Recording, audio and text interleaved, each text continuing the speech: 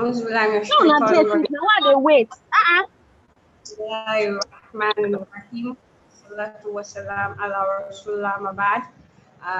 Welcome everyone to the first MMC Masterclass of the year.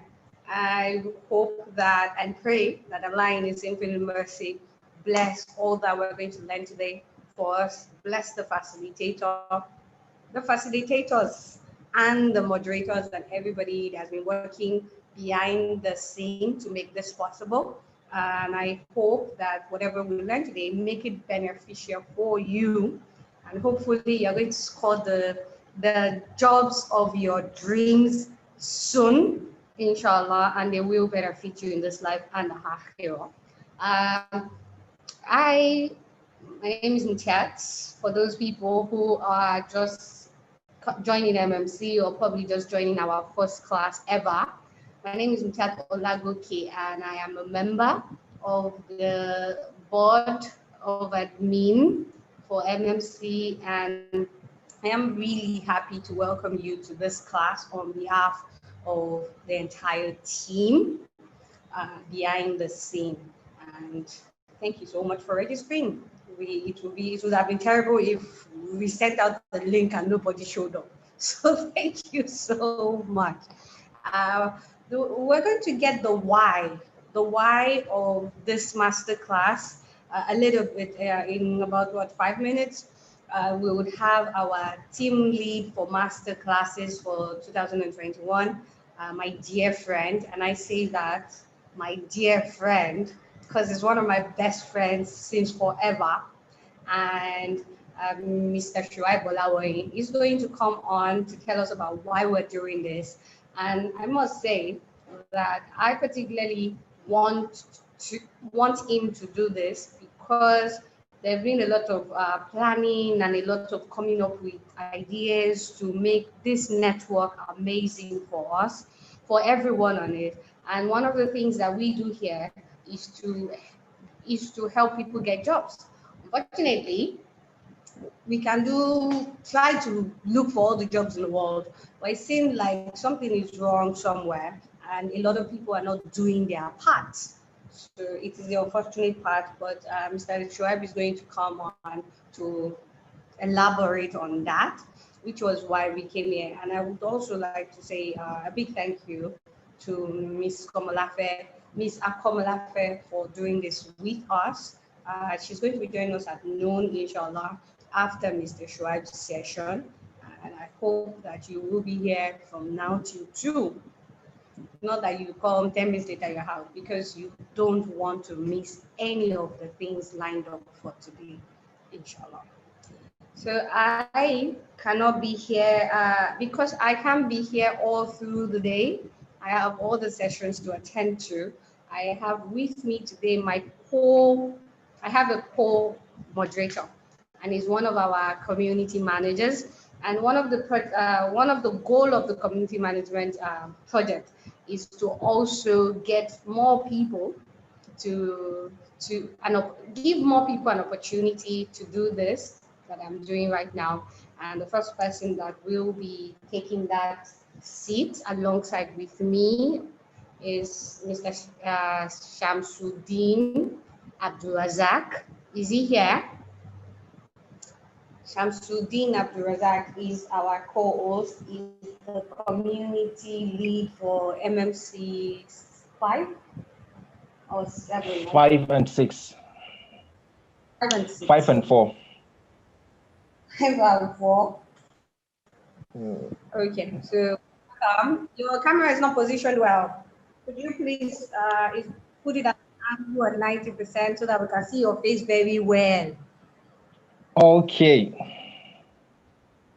Thank you. Okay, so he's going to be taking over after this. Also, behind the scene, Mr. Shuaib Bolawoyi, we also have other people from the team that are here working behind this. And one of the things that we're doing is to take attendance of who is here, how long you are here, because some people will be here for 10 minutes, they will run away. How long you are here, how active you are. We really want to see those people in the chat, asking questions, helping people. Because I'm thinking maybe at the end of the day, we should have an award ceremony. We should have an award ceremony for the most engaged person, engaging participants, the best and etc. I've already seen one of my mentees here, so I'm sure that she will win the award. And Seiba, don't run away. We'll stay here for the next 4 hours. Okay, so that's that for the introduction. I would be jumping out now and handing you over to Mr. Samsudin, who is to introduce the next. Somebody is doing SMH for me. Why now? Don't shake your head. She's going to win. She's going to win. Oh, she's going to win. So as over to you, Samsudin. All right. Assalamu alaikum wa rahmatullahi wa barakatuh. I'm happy and delighted to be here this morning to be moderating the first masterclass of the 2021 MMC. And today we are going to be having a masterclass on the CV review. And we're going to be having one of our boss. So he's going to be taking us through the session. And we would like to get a volunteer to help us with opening prayer. A volunteer. Okay, let me volunteer for the opening prayer.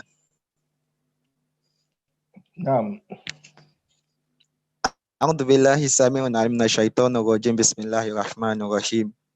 All adoration belongs to Allah subhanahu wa ta'ala.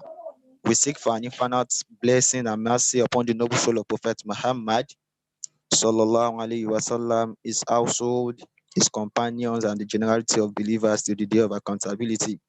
We also pray to Allah subhanahu wa ta'ala as we're about to commence today's program. May He be a fulfilling one. May He continue to protect us, and may He make this one of the editions we'll be doing on the Earth surface and not the last one. I will advise we collectively recite Surah Al-Fatiha. Bismillah ar-Rahman ar-Rahim. Alhamdulillah bil alamin. Ar-Rahman ar-Rahim. Maliki yawmiddin. Iyyaka na'budu wa iyyaka nasta'in. Ihdina as-siratal mustaqim.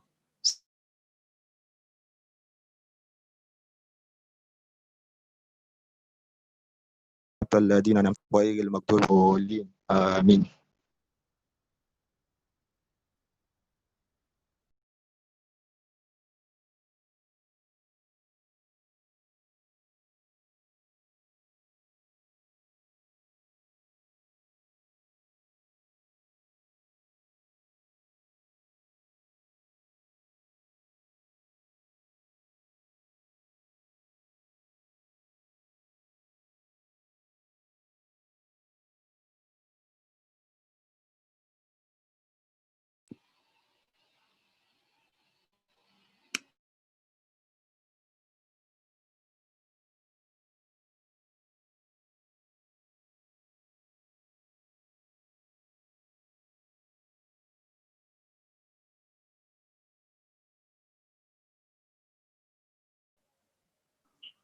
So, all right, we want to say Jazakallah khair to Brother Ridwan, who just give us an opening prayer.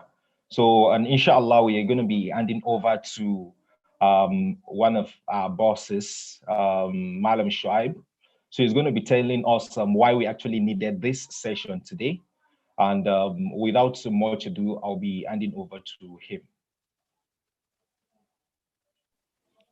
Thank you very much. Assalamu alaikum warahmatullahi wabarakatuh. I'm Joy Bolale Konlawonyi, and the reason why we're having this session is just for us to address a concern that I've observed, and the entire MMC group have also observed that as well. So in getting a job is a job on its own, right? But there's a bigger concern, and the first major concern is, how do you seek that information to get a job? The second one is, how do you present yourself for that job? And the final one is, when you are being called upon for an interview, how do you comport yourself, prepare for the interview.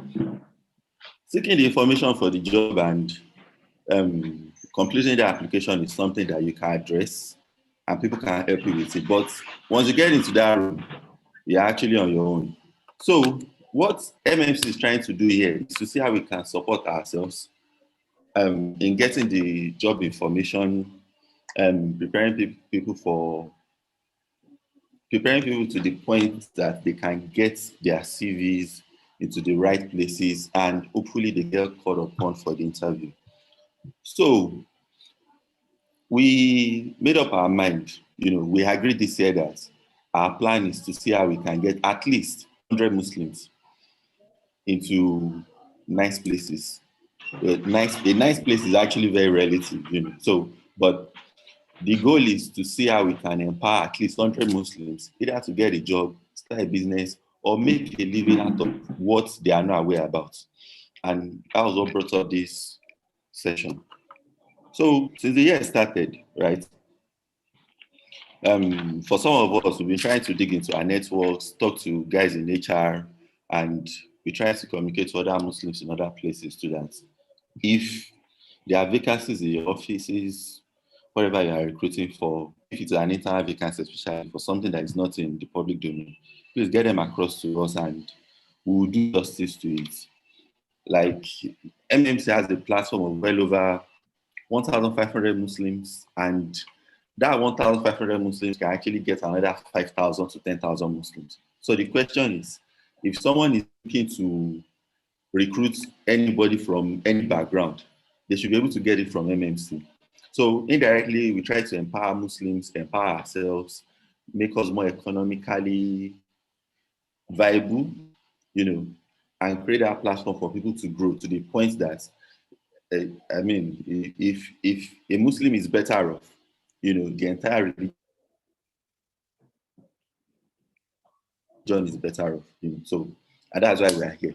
So, since the year started, we started receiving a series of vacancies, and we've been asking people to drop their CVs. I want to tell everybody today that I've been quite disappointed. Personally, I'm disappointed, and that's my own personal opinion. Not that I'm disappointed, but it looks as if there is a void somewhere that is preventing a lot of our people from getting the right information and acting on it. And is something that is disturbing, because one would assume that in the age of internet, this 2021, right? Problems, and you can actually do anything with the internet, but there are constraints, and I think the essence of having this session is to try and resolve that constraint, try and address that constraint. So my first question is, if you have to prepare a CV, let's say you have about 5 years work experience, if you have to prepare a CV, the question is, how many pages should your CV be? I think Ms. Akomolafe will do justice to that. But if you have to ask me, a normal CV shouldn't be more than 2 pages. Because they used to say that the attention span of a typical HR person is about 15, 20 seconds max. So if I'm recruiting for the post of an accountant and I have like 2,000 CVs on my table to review, I will not spend 30 minutes. I don't think I'll spend up to a minute to check any CV. If it's not making sense, I just flip it into the dustbin. So what we want to do here today is to see how all of us can have a CV that in that first 5-10 seconds, the HR is interested in your CV and they want to look at it, So in doing this, there are a lot of things that we need to talk about. Do people even know what they want from the job? So there is this argument around vacancies and tailoring your CV to that particular vacancy. Some people will also say that you can have like a universal CV. If you look at those two arguments, it's not here at the same time. You can't push it away. But one thing is clear. If you need to get the attention of the HR, then that means your CV for that particular vacancy must carry the right words, must go in the right format, and must be very, very presentable. So what I intend to do here is to see how I can pull out some of the CVs that I've seen, from some of our guys in MMC here. The essence of this session is not to make anybody feel bad, but it's to try and address a concern. So I also have my CV here. In fact, there was a time in my life that I had to pay someone to craft a CV for me. Globally today, CV writing is a major business, and if you can't solve a problem, then try to seek help. And I think part of what we are doing here is to see how we can support each other. So I think we've had reasons to ask people to submit CVs for 3 different vacancies and the kind of CVs I've seen. But I think what I'll do is to share my CV first, then we can share subsequent CVs later. So Shuaib Olale Konlawen graduated from University in 2008 BSc Accounting from University of Ilorin. Qualified as a chartered accountant in 2011. I've worked, initial work experience started with ExxonMobil as an NYSC intern during my service year. Afterwards, I moved to a small audit firm in Ibadan, then joined Guarantee Trust Bank and Access Bank before I left Access Bank to start my MBA at Lagos Business School. And one would have expected that conversation should extend to about 5 pages. If you need me to write my CV in 5 or 10 pages, I can do that. I have a lot of stories to tell. But let me just share my screen and show you guys what I'm talking about.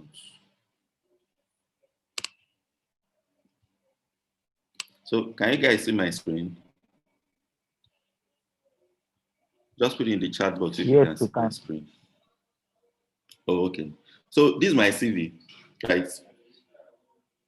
The template can be in any format. I don't know if I'm willing to share this, but I think we can talk about that later. So this is if I need to make this CV 2 pages, there are 1,001 things I can take out from it. But looking at this CV without reading through it will tell you that, okay, and that is the point I want everyone that is looking for a job or that I need to get into a job or that I need to change jobs should get into. And you guys will also agree with me that LinkedIn is now like the second CV for everybody. In fact, social media is the second CV for everybody. So the kind of impression you put on LinkedIn, especially Twitter, Twitter, Facebook, forms part of your CV because globally recruiters are now interested in what people are using their social media to do. I'm sure you guys heard about the ban of the current US president on Twitter and some other social media platforms. And what that also means is that the impression you create forms part of the basis for recruiting you into any organization, especially if you'll be working in multinational or any organization that will take you out of your default environment. You're a Lagosian, bred up in Lagos, and you got a job with a Kenyan company, and they probably want to send you to Ghana. They'll be interested in how you perceive people outside your initial domain. And to an extent, I think a lot of people have done that with our social media. So if you are the type that is always catching swords on social media, please, it's either you delete or you do something about it because recruiters are now checking social media.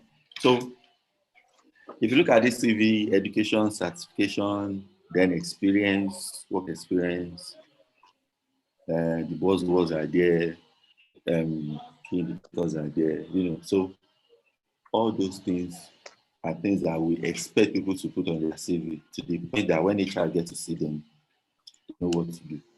Then I think I have a couple of CVs that I want people to see before we move forward. Let me see.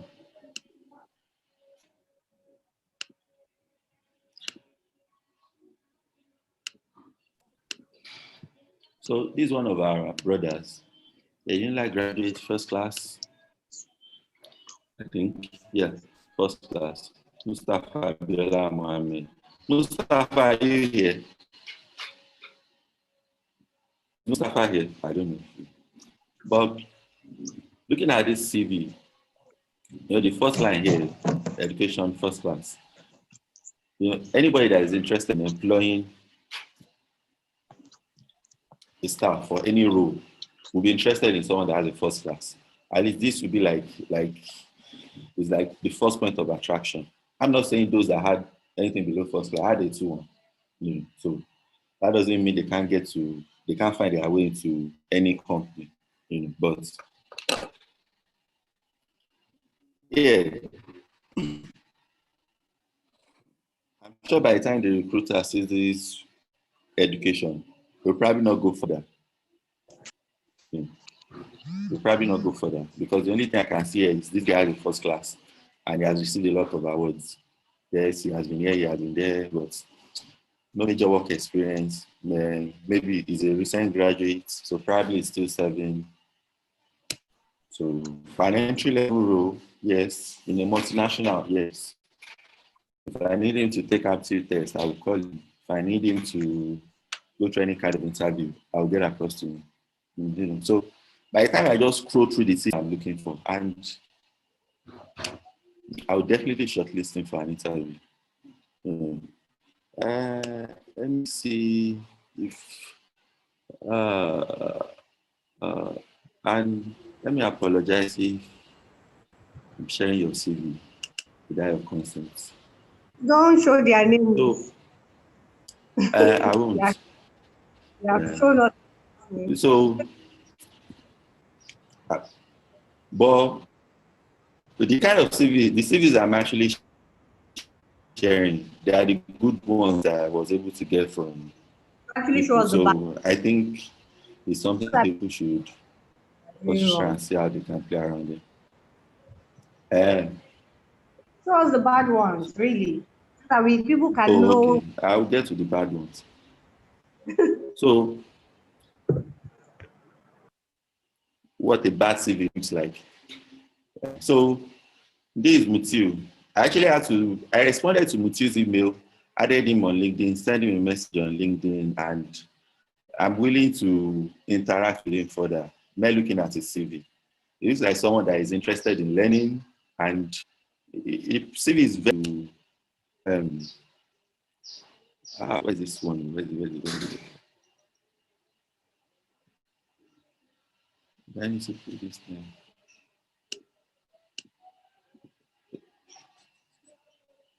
Okay.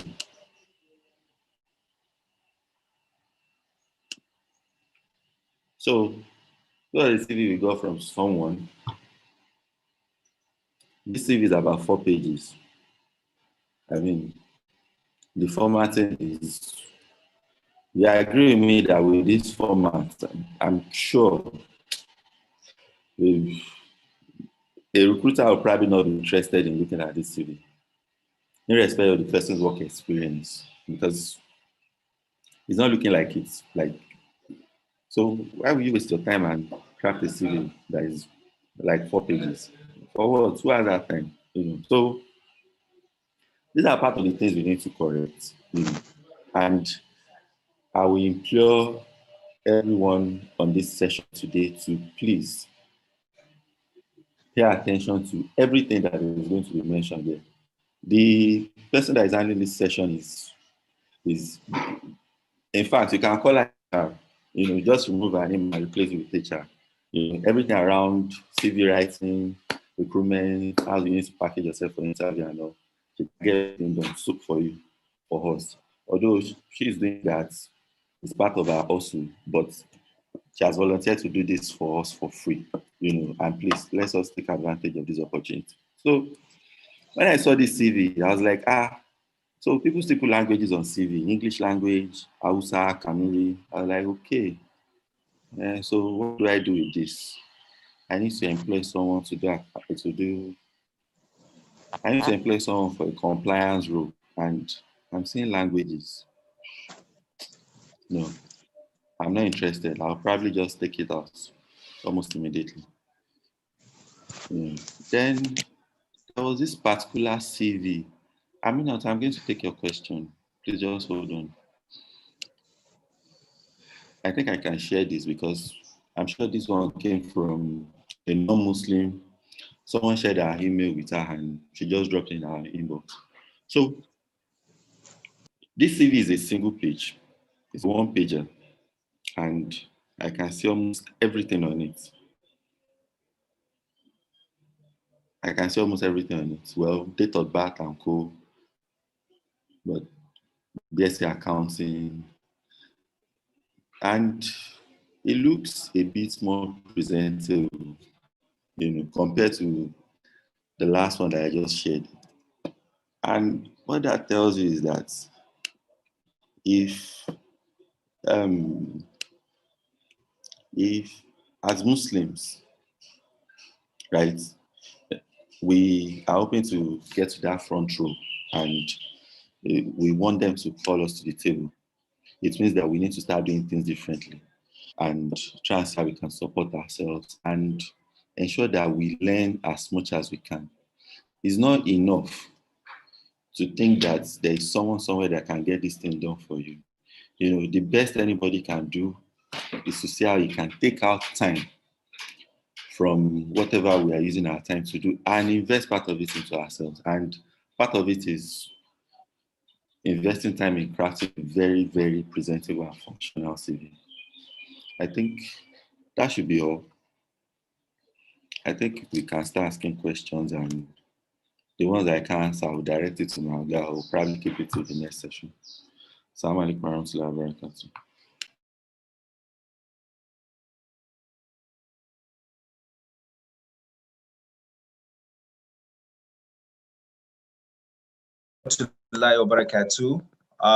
We are happy for that quick snippet that you just gave us.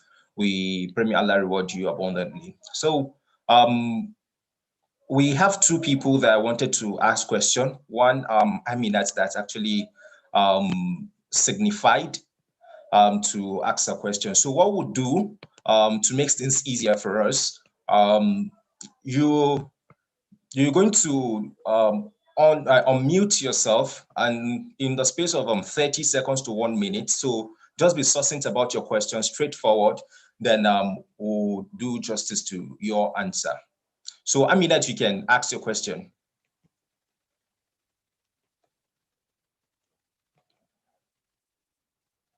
Is she there? Okay. Abdullah Abdul Kabir. So you can ask your question. Okay, assalamu alaikum. Alaikum assalam. Yes, we can hear you. Okay, so while he was reviewing some CV, he made mention of languages. So in a situation whereby, let's say the company is an international company, or you are not applying for a company in your country, you also need to, like, is there a need for putting the language also?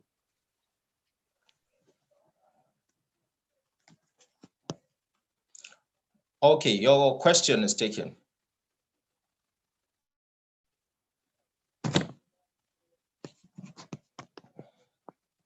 Okay.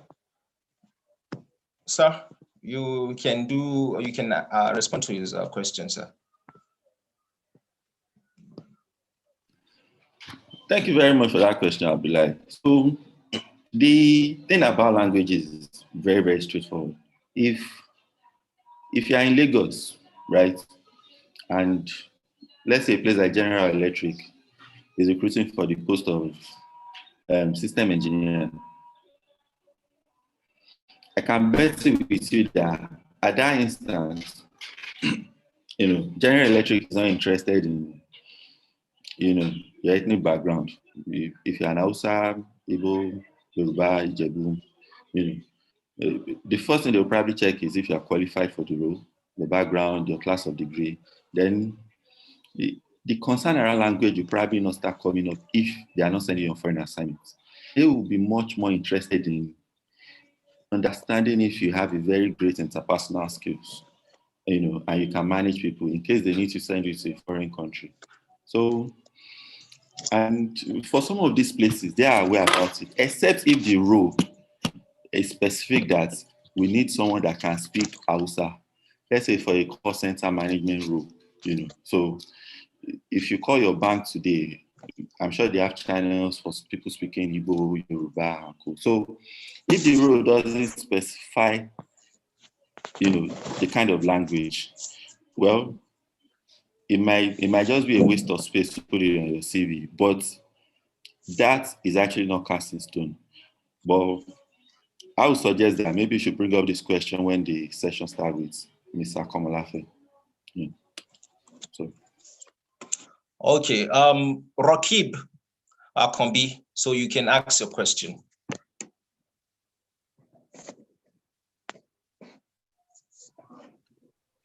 Assalamu alaikum warahmatullahi wabarakatuh. Actually, my question is that how can we get a good template to write a CV?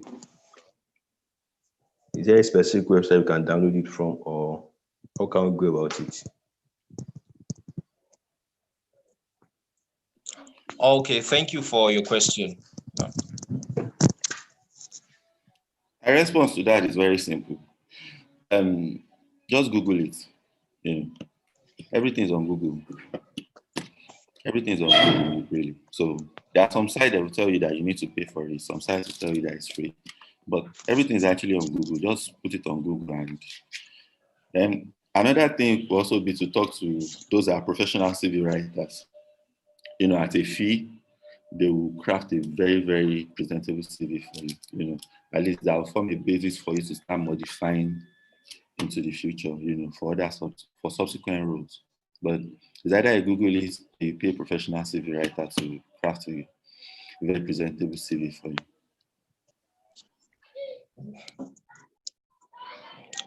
Omotayo Sefiat.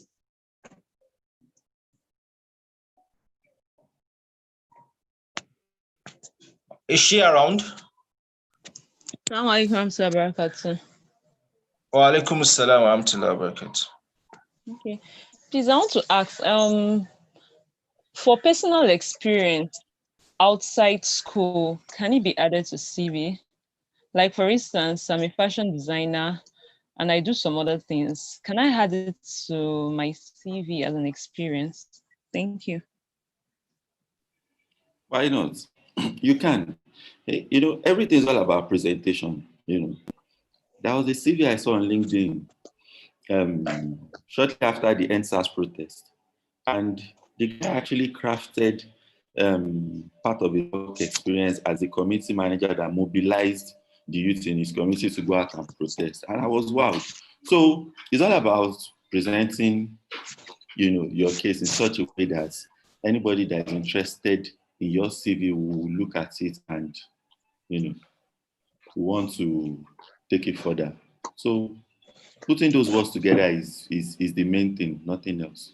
Putting those words together. And besides, most companies today are looking forward to employing people that are either interested in entrepreneurship, or that are entrepreneurs. Because businesses are now moving away from having to pay people salaries to those that will earn salaries at the same time, add more value to the company. So it's a plus if you had to ask me, but crafting it the right way is.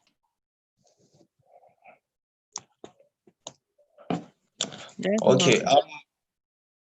Abdul, so Safiat, you can now lower your hand.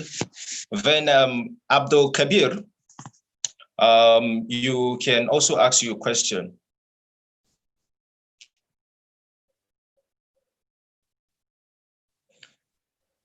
Oh, I think he has answered it.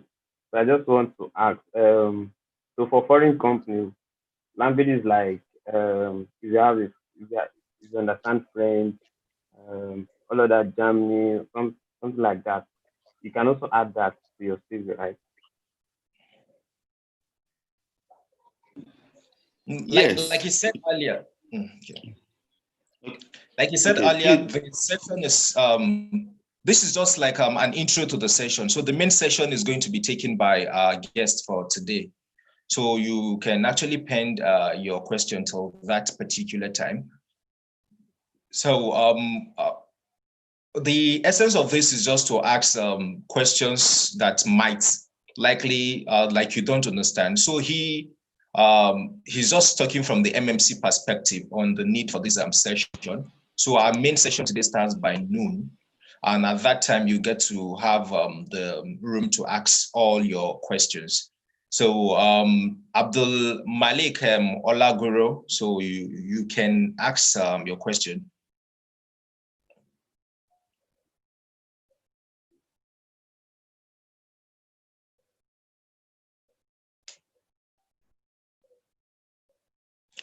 Abdul Malik.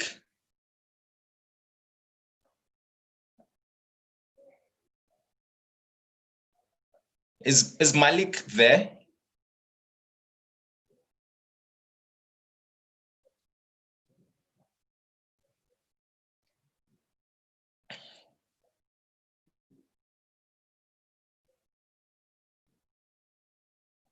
Okay. Someone is asking about the said some people won't say we shouldn't add date of birth, reference, and school grade like lower class. How true is this place?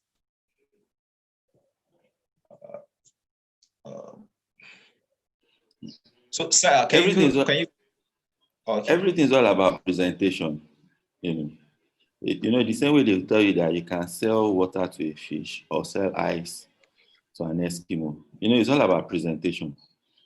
I've met guys with a third class and they are doing very, very well. They have great jobs, great pay, excellent work environment, great organization. It's all about presentation. Most organizations want to employ people for what they can offer. And you don't expect anybody that is recruiting you to read your mind.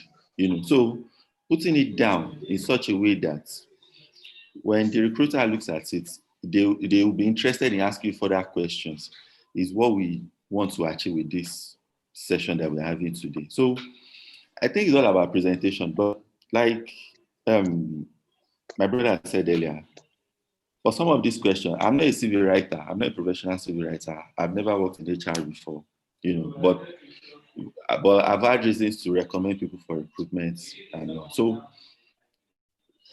And I know the kind of things I've seen to the point that, look, I can't take this person. I can't work with this person, just me looking at the CV.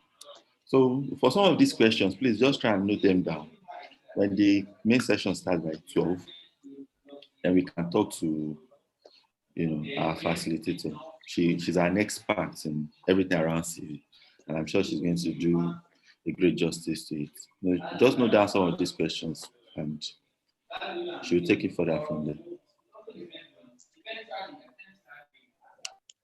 All right. So just a little background about what the situation we are in now. According to the National Bureau of Statistics, we had after the second quarter, the report of the second quarter of the National Bureau of Statistics that came out actually shows us that we have 47.5%, close to 50% of youth employment in Nigeria.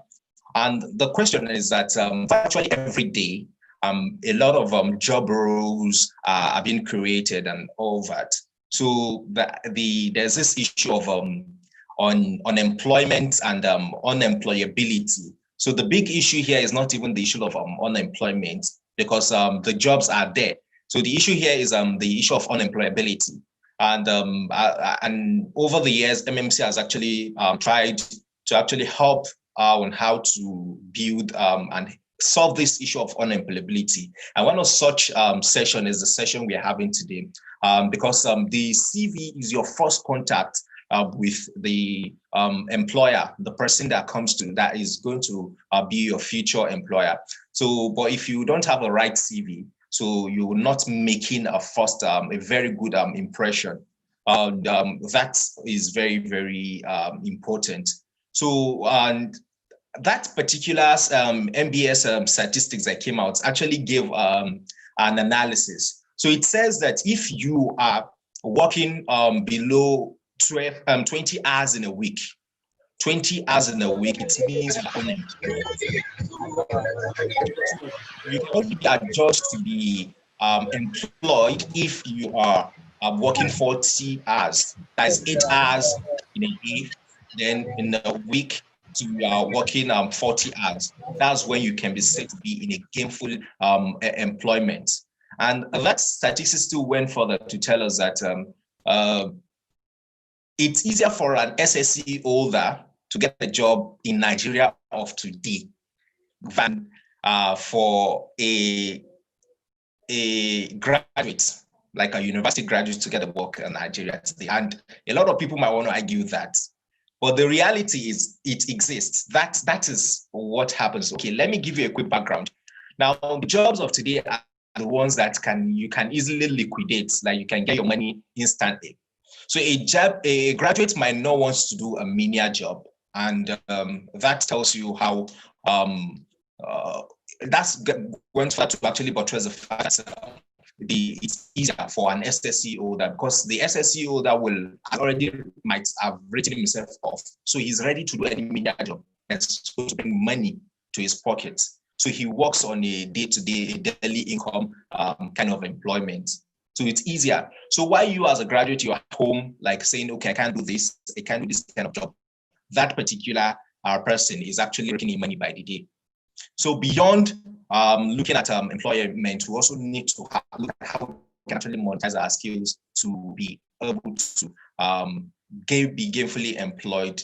Moreover, one other way to build employment experience is by volunteering. Volunteering has actually proved over time to be one of the major bulk of employment experience, where people get work experience over time. So, and it's tenable. Like you could see what Malam Shoaib said about the NSAS protests, just with this, and it's just with the right choice of words. So if you are able to do that using your words accurately, you might need to. So in this current day, what we are likely to do is to unlearn what we've learned. So you have to, they said the illiterates of the 21st century is not the person that is not educated. The illiterate of the 21st century is the person who refused to learn, unlearn, and relearn. So that particular quote actually stands out. You coming fresh out of the university, you discover that you are like expected to get gainful employment immediately. But then when you find yourself in a situation whereby you are not gainfully employed, what you're expected to do is to unlearn all what you've learned in university and see how you can better fit into what you currently are doing. And moreover, a lot of arguments are being, okay, fine, what kind of sector is actually good for me to, like the like of Sister Mutiat might want to tell you about your personality type, like taking self-awareness course to actually know where you actually fit, the kind of work that suits your kind of personality. Because the truth of the matter is you can't be, or you can't do everything, or you can't do any kind of job. So you have to be gain more insight of your self-awareness and see how you can, what kind of job actually fits your kind of personality. So while we still wait for Ms. Akomolafe to join us by 12 noon, so we'll just be discussing the Nigerian job environment of today and seeing how best we can actually be engaged gainfully. Because the truth of the matter is, if we look at the private sector, those that drives the activity of the private sector, you find out that we have lesser Muslims in that space. And the reason is not just that possibly they are better off than we Muslims. But the idea is that we don't show up. We don't show up. And when you don't show up, is even when you are good, and you've said, okay, let me keep it to myself, let me keep it to myself. And there's this thing in Islam where we have the issue of not doing riyah, which is the act of showing up. Now, I read an article that says showing up is not showing off. You are not showing off. You are just showing up. You are just telling people, look, okay, I can also do this. I can do this. So that's what you are projecting on your social media handle. Now, I've had the course to work in a small media organization. And the first time I actually got to that place, the person who was in charge was like, okay, fine, give me your social media handle. And the moment I gave him my social media handle, he saw a mutual friend and he had to call that person immediately. That's okay, do you know so and so and so? And that was how I got that gig at that time. So now the issue is a lot of things also has to do with your digital footprint. What are you putting on your social media? Somebody said, are you a non-entity or are you a celebrity on social media? Some of us have had the cost to say, okay, fine, let's just join the bandwagon.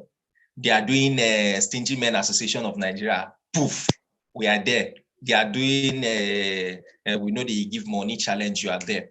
Sometimes it might not align with your personality. Now, for example, you're looking forward to work in the US Embassy, or possibly you're applying for the Mandela Washington Fellowship. And at some point in time, you are saying that the US is one of the problems of the world. And you're still expecting these people to employ you when you've actually said all these things about the country on social media.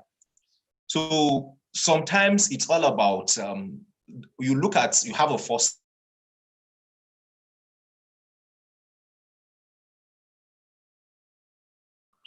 side of the place you are going in, the sector where I want to. From there, you will be able to know the kind of things you project on social media.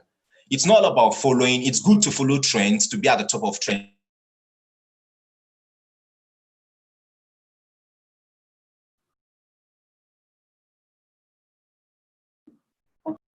But why not try to see how it?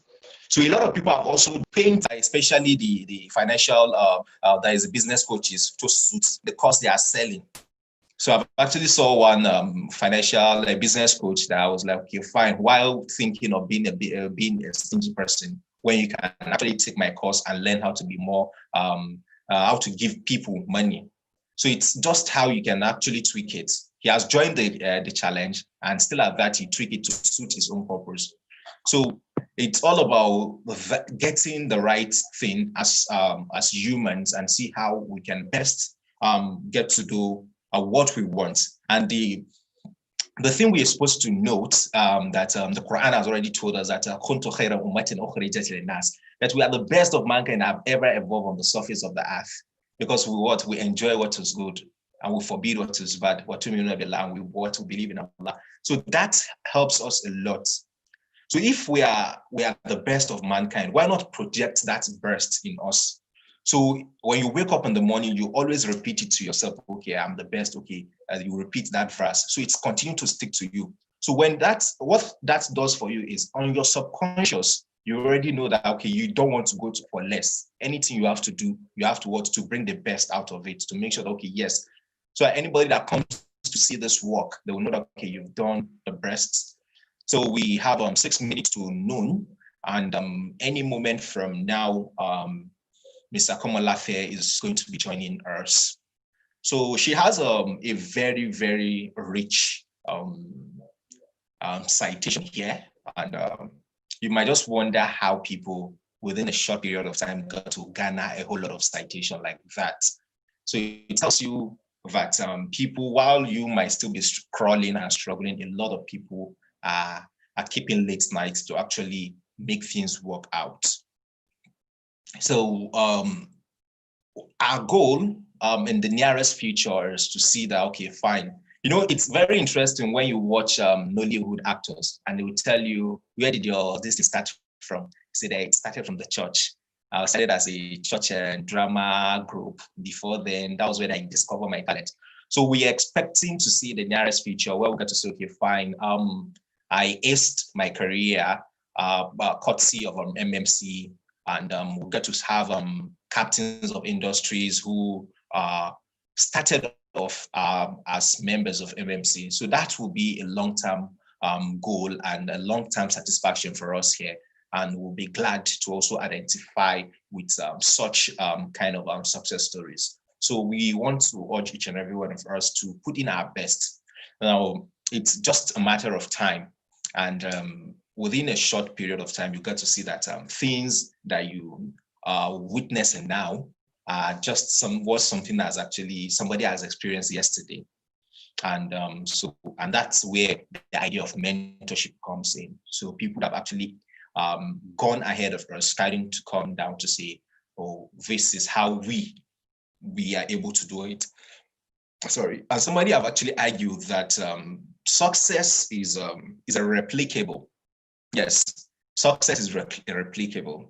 When somebody has actually attained a level of success, so such kind of person can actually replicate that success for another purpose, like you can replicate it anywhere. So, for example, somebody said for you to actually be successful in life or in anything you do, if there is any that you should think back, has there been any time where you had something that you were successful at? If yes, what are those things that you did differently that made you to be successful in that people have to celebrate you? So if you're able to follow that step-by-step processes, you can be able to replicate that in any of your life goals you want to achieve. So we hope that everybody is going to be better off than we actually join MMC. I believe, yes, we are actually better off because you attending any of the MMC Masterclass or the CAF program, you get to know that, okay, yes, you are better off than the way you are. Yes. So we are still expecting, I think in 3 minutes time, Miss Akomolafe will be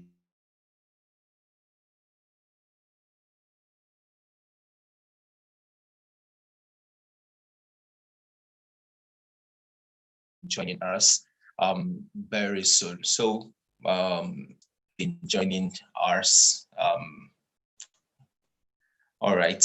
My name is Shamsuddin Abdurazak Girado. So I am the community manager for MMC Group 4 and 5, and also part of the MMC Community Managers Group. So, and I am the moderator for this, the co-moderator for today's session. So, and it's promising to be an exciting one for each and every one of us.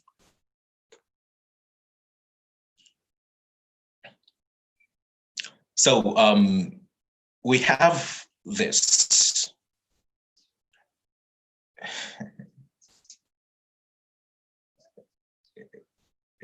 Okay.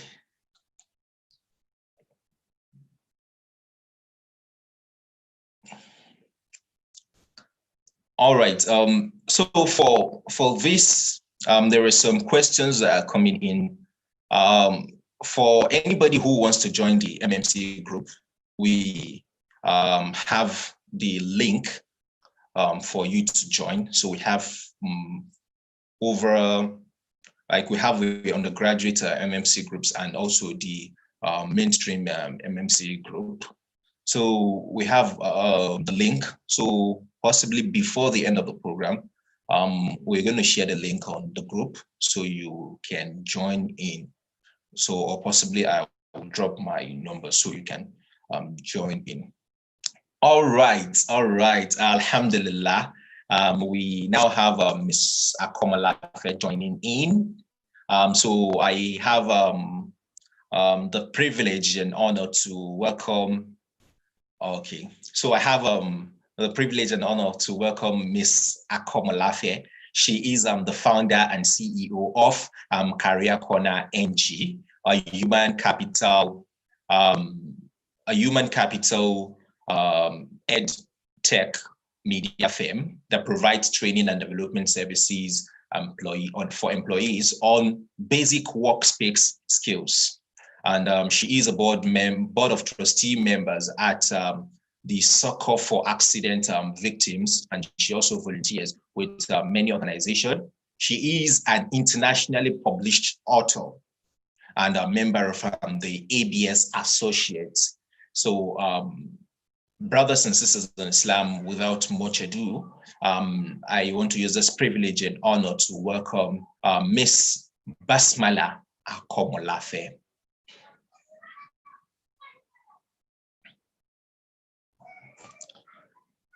So you could take it over from here, Ma.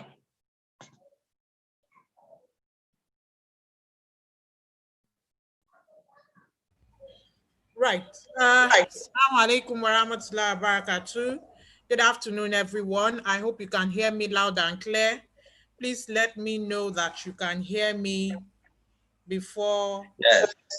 Wa alaikum assalam wa rahmatullahi wa barakatuh. We can hear you loud and clear from here.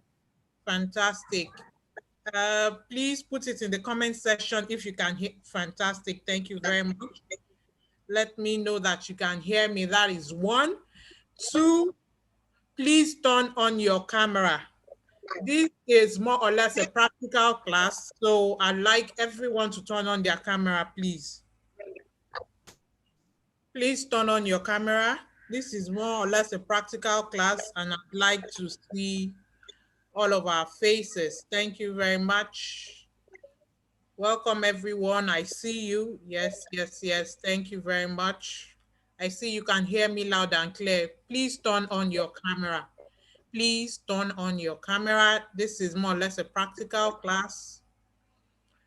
Turn on your camera, please. I'm waiting. Thank you very much. I see a few people are already turning on their cameras. A few more people. This is more or less a practical class. I hope that you also have your CV at hand. Like I said, this is going to be a practical class, so I hope you have your CV at hand. I hope your CV is here with you. Please turn on your camera. This is a practical class. Thank you very much. I appreciate everyone for complying. I appreciate you all for complying, and I'm waiting on the others. I see you all. Please turn on your camera. Thank you very much. Experience. It's not only this challenge. Just the camera, not the mic. Just your cameras, not your mic, please. If your mic is on, try and turn it off. People, this is a practical class, and the only way we are going to benefit from this is if our cameras are on, so that by the time I begin walking you through what you need to do, then we can work hand in hand to achieve our desired goal, which is restructuring your CV today. You must have a good CV today. The era whereby you submit your CV for a job and you get no callback ends now. The time where you will send in a CV that gets dumped by the applicant tracking system ends now. So I'm here to help you, and I'd like you to meet me halfway. And the only way to achieve that is for you to turn on your camera. I see some of you are already here, your cameras are on, so I'd like to proceed.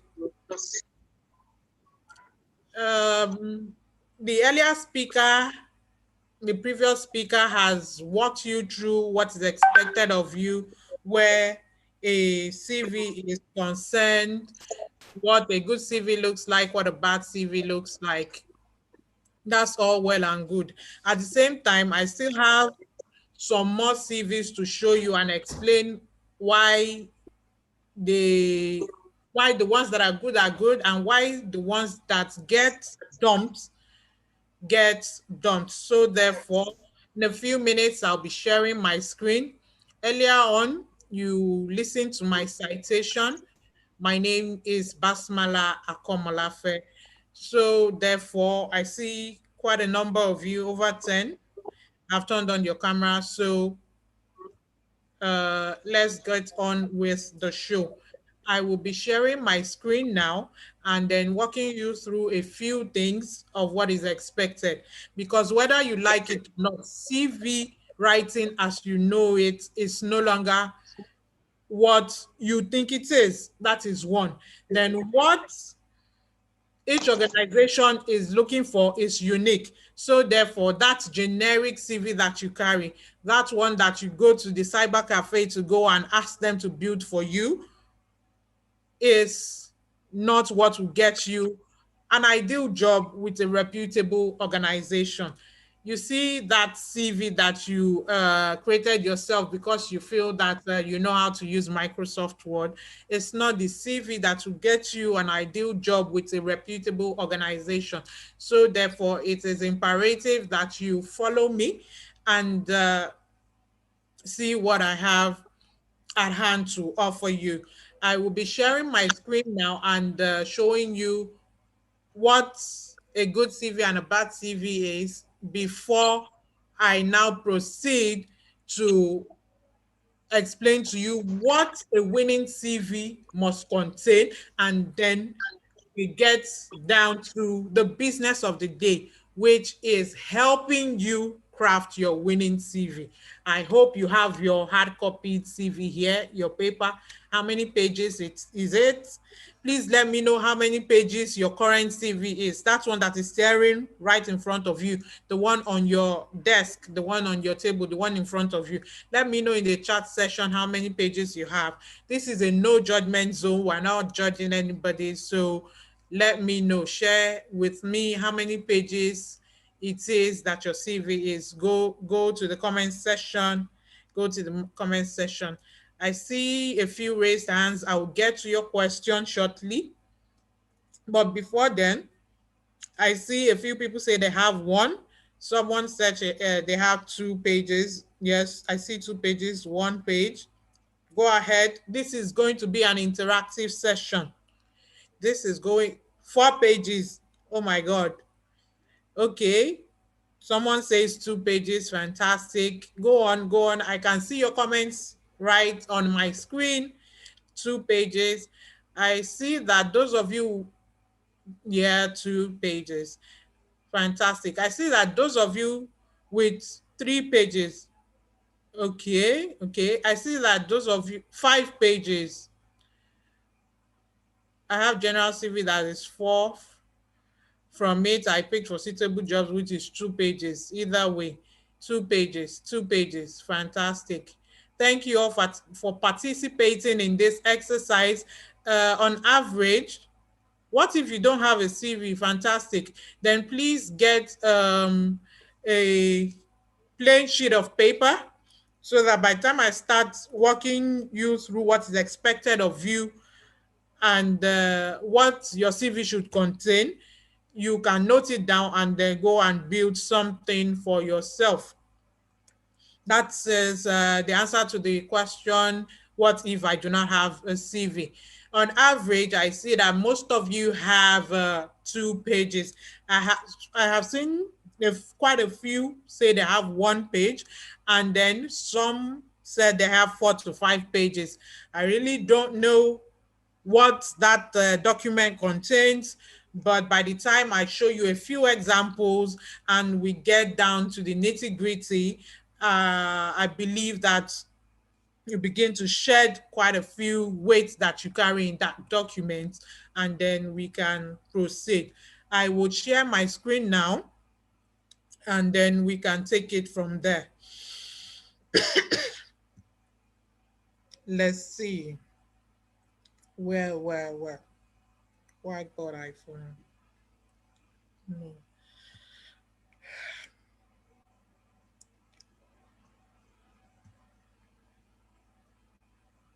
Oh God.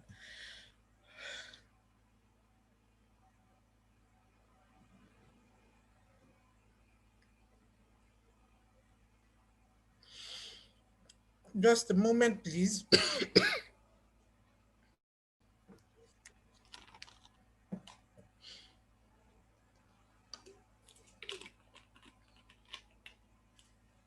Just a moment. Yes. Let's see what we have here.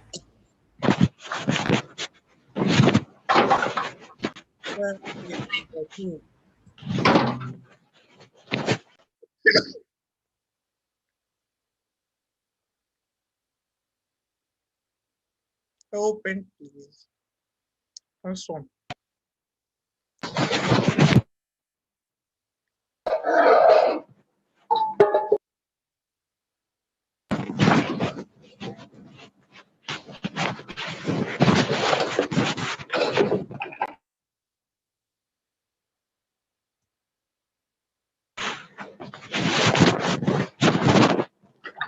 Okay, I have what you need here. Let me get ready. Please, if your mic is on, try and turn it off, please. If your mic is on, try and turn it off. Yes, screen sharing. Okay. Can you see my screen? Can you see what I have here? Can you see what I have here? So it basically says that to succeed in today's job market, you have to think of your resume as an advertisement targeted towards your future boss. Please turn off your mic if it's on. Thank you very much.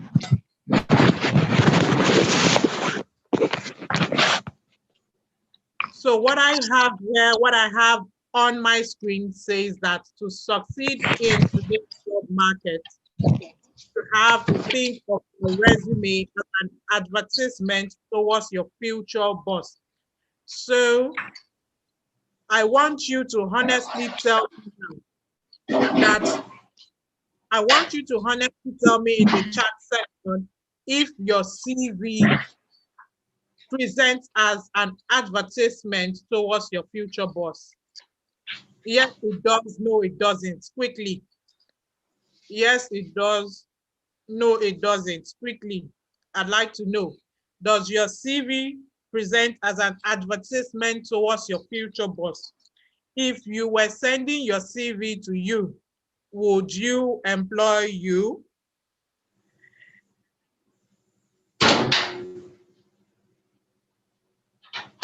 Or, okay, a few yes, some no's. Go on, I can see your chat. Be honest with yourself, be truthful, deep within you, deep down. If you were an employer and the CV you have in front of you was sent to you, would you call yourself for an interview? A few yes, quite some no's. Okay. Not sure. Okay. I think from those of you who have participated in this exercise, I can say that there's a balance between those of you that said yes, your CV markets you to your future boss, and those of you who said no, it doesn't. Anyway, I can tell you that by the end of the program today,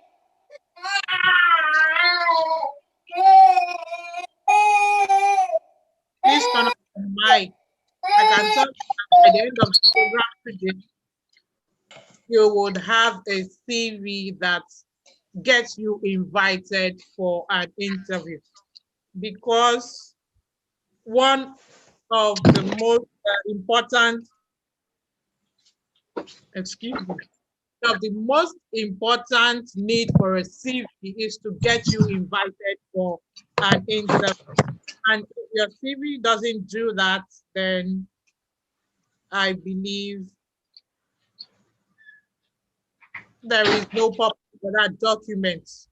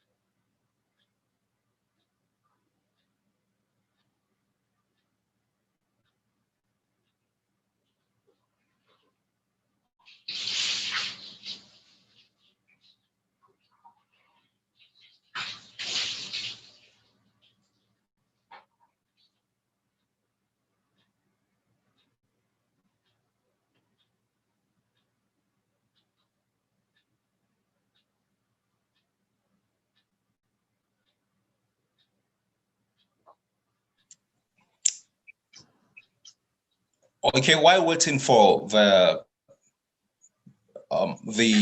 facilitator, please let's try as much as possible to ensure that we mute our speakers.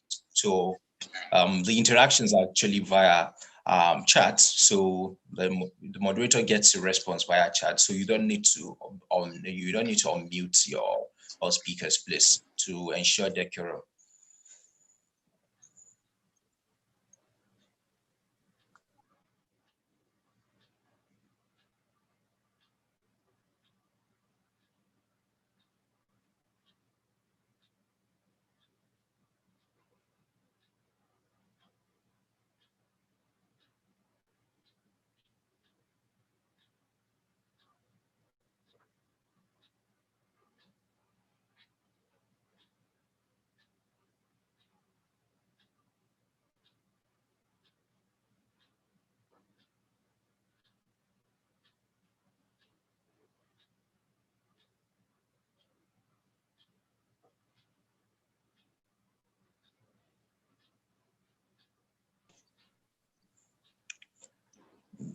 So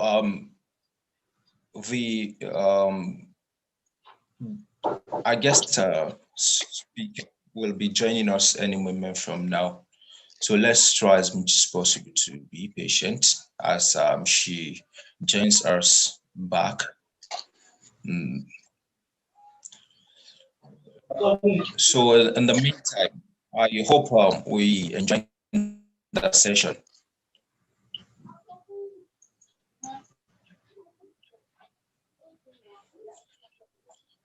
Somebody's mic is still on. Please, everybody, try to mute your microphone, please. So it makes the session enjoyable for everyone. Yeah, Bible. I don't touch you. I'll speak my Chinese. Somebody's microphone is still on.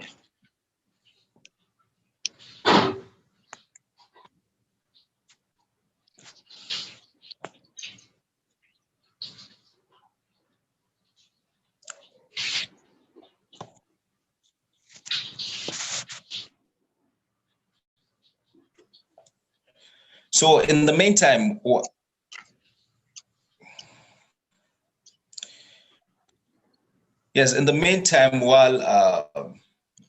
the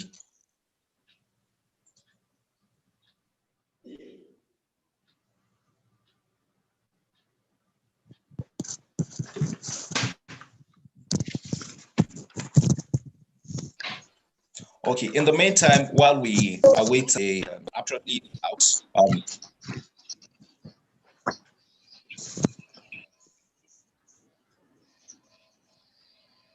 so she was absolutely logged out. Oh, she's back. All right. Hello, everyone. I apologize for that break in transmission. So I was sharing with you, we just concluded an exercise of whether or not your CV would be fit enough to, we just concluded an exercise asking whether the CV you have markets you to your potential employer or not before I went off grid. Now what we have, I will be sharing a few documents with you. That was what I planned doing, showing you what a good CV should look like, showing you what a good CV should look like and what a bad CV looks like. However, some challenges came up, so therefore I would be improvising. Yes, that's the word. I would be improvising today, and I believe that we would achieve our desired results. Let me see. Awesome. Yes.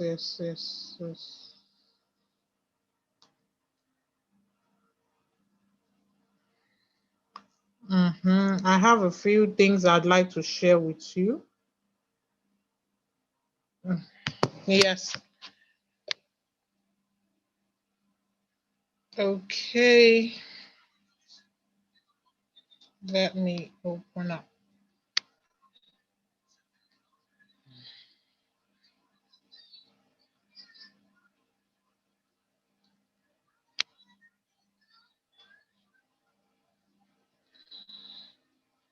Okay, I'll be sharing my screen now, and we'll be picking the, let me see, Google Drive, screen. Okay.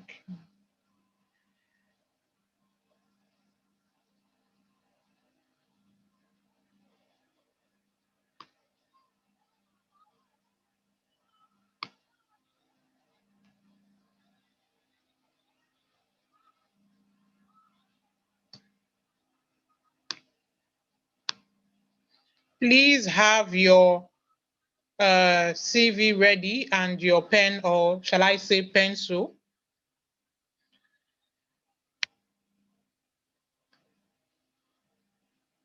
Okay, are you ready? Please let me know in the chat session that you're ready, so that I can walk you through what is expected of you and what your CV must entail. When I'm done, I will go back to share the documents I intended to share with you earlier on. Awesome. Do you have your CVs? Yes, I have my CV. Please let me know that in the chat session. Do you have your CVs in front of you and your pencil? Okay, fantastic. Thank you very much. Thank you. I see we're all ready. Thank you very much. Awesome. Have it in soft copy. I did say that you must have the hard copy, and I believe that information was shared with everyone. Please get your pen and paper. Awesome. If you don't have your CV in hard copy, get a plain paper, your writing pad, and a pencil, a pen. If you have it in soft copy, get a plain paper and pen so that we can begin this exercise.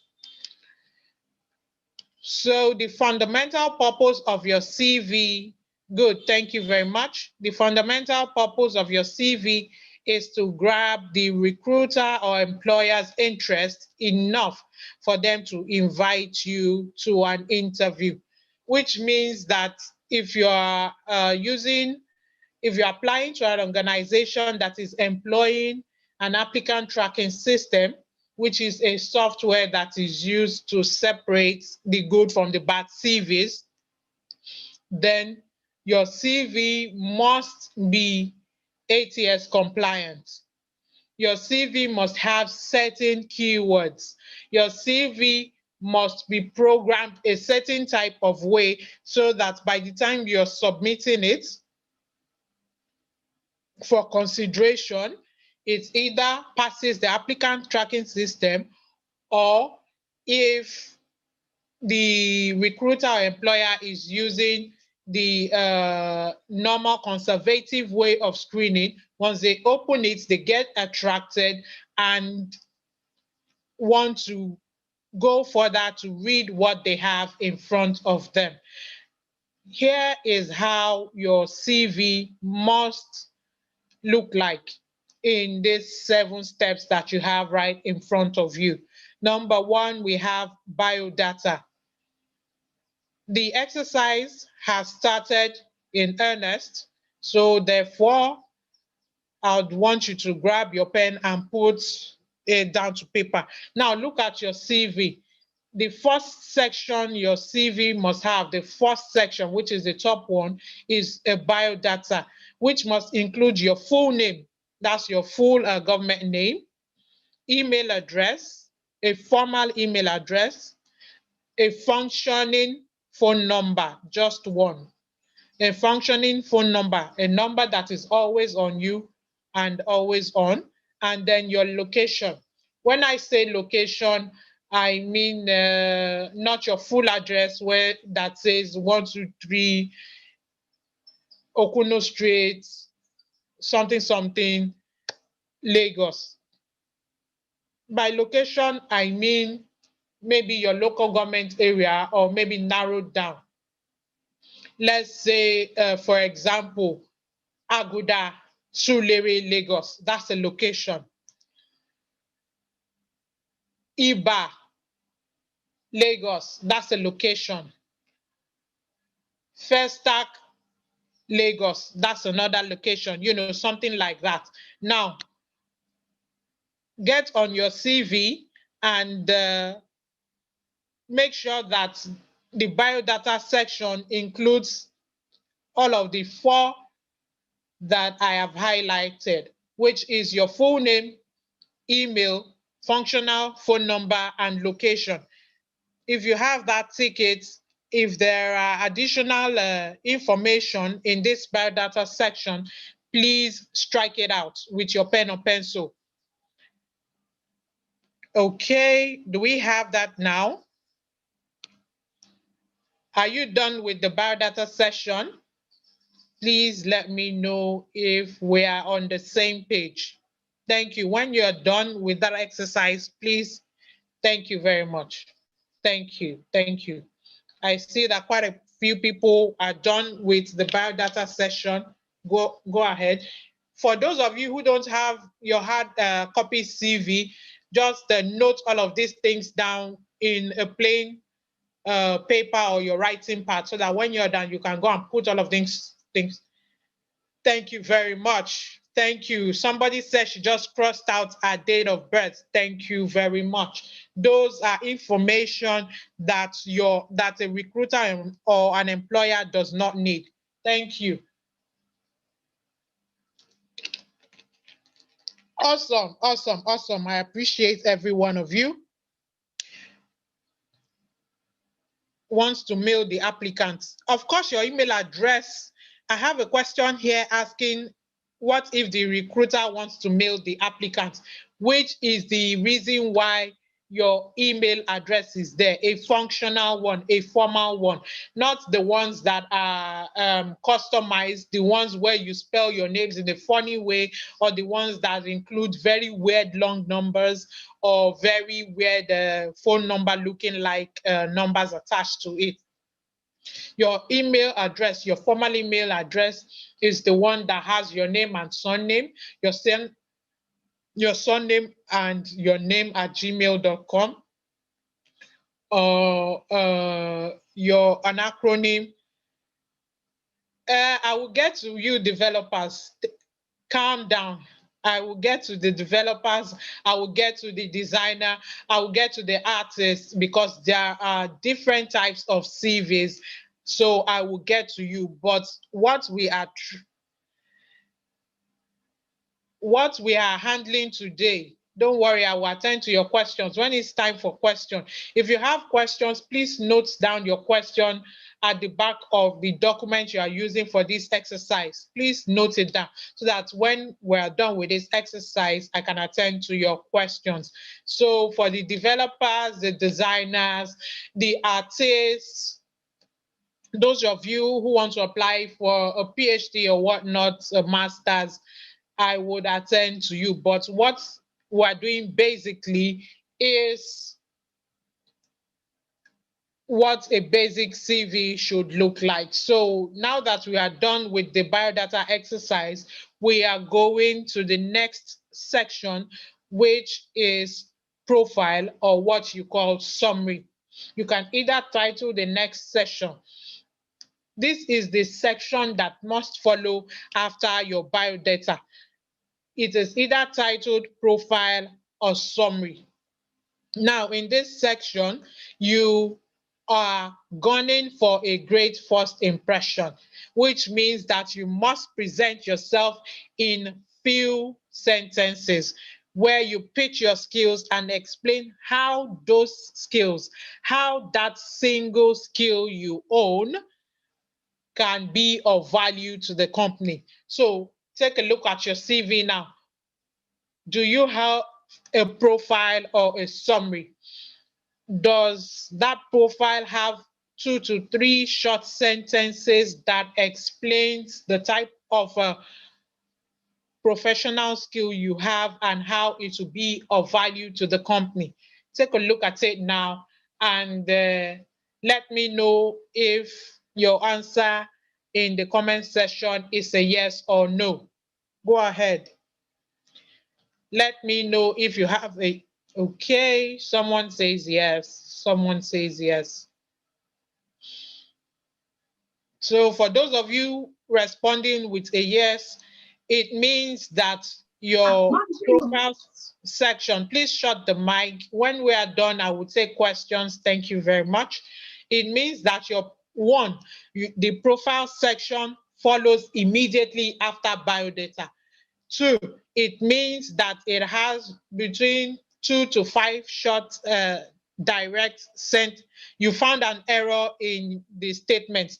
Okay, it means that the profile or summary, okay, we would work on that when I begin to share the documents that are required.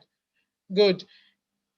It means that your summary has stated what your primary skill is, the skill that you are pushing to the employer, and that, yes, profile after biodata, and that skill, and in that sentence, you have explained how it can be of value to the company. Now that we have yes, those of you that don't have your profile after biodata, please highlight it on the document that your profile or summary is the section that Zainab, excellent, excellent, Zainab, excellent. Yes, you have the right profile. No, yes, to the one that are asking me if profile is the same as career objective, absolutely not.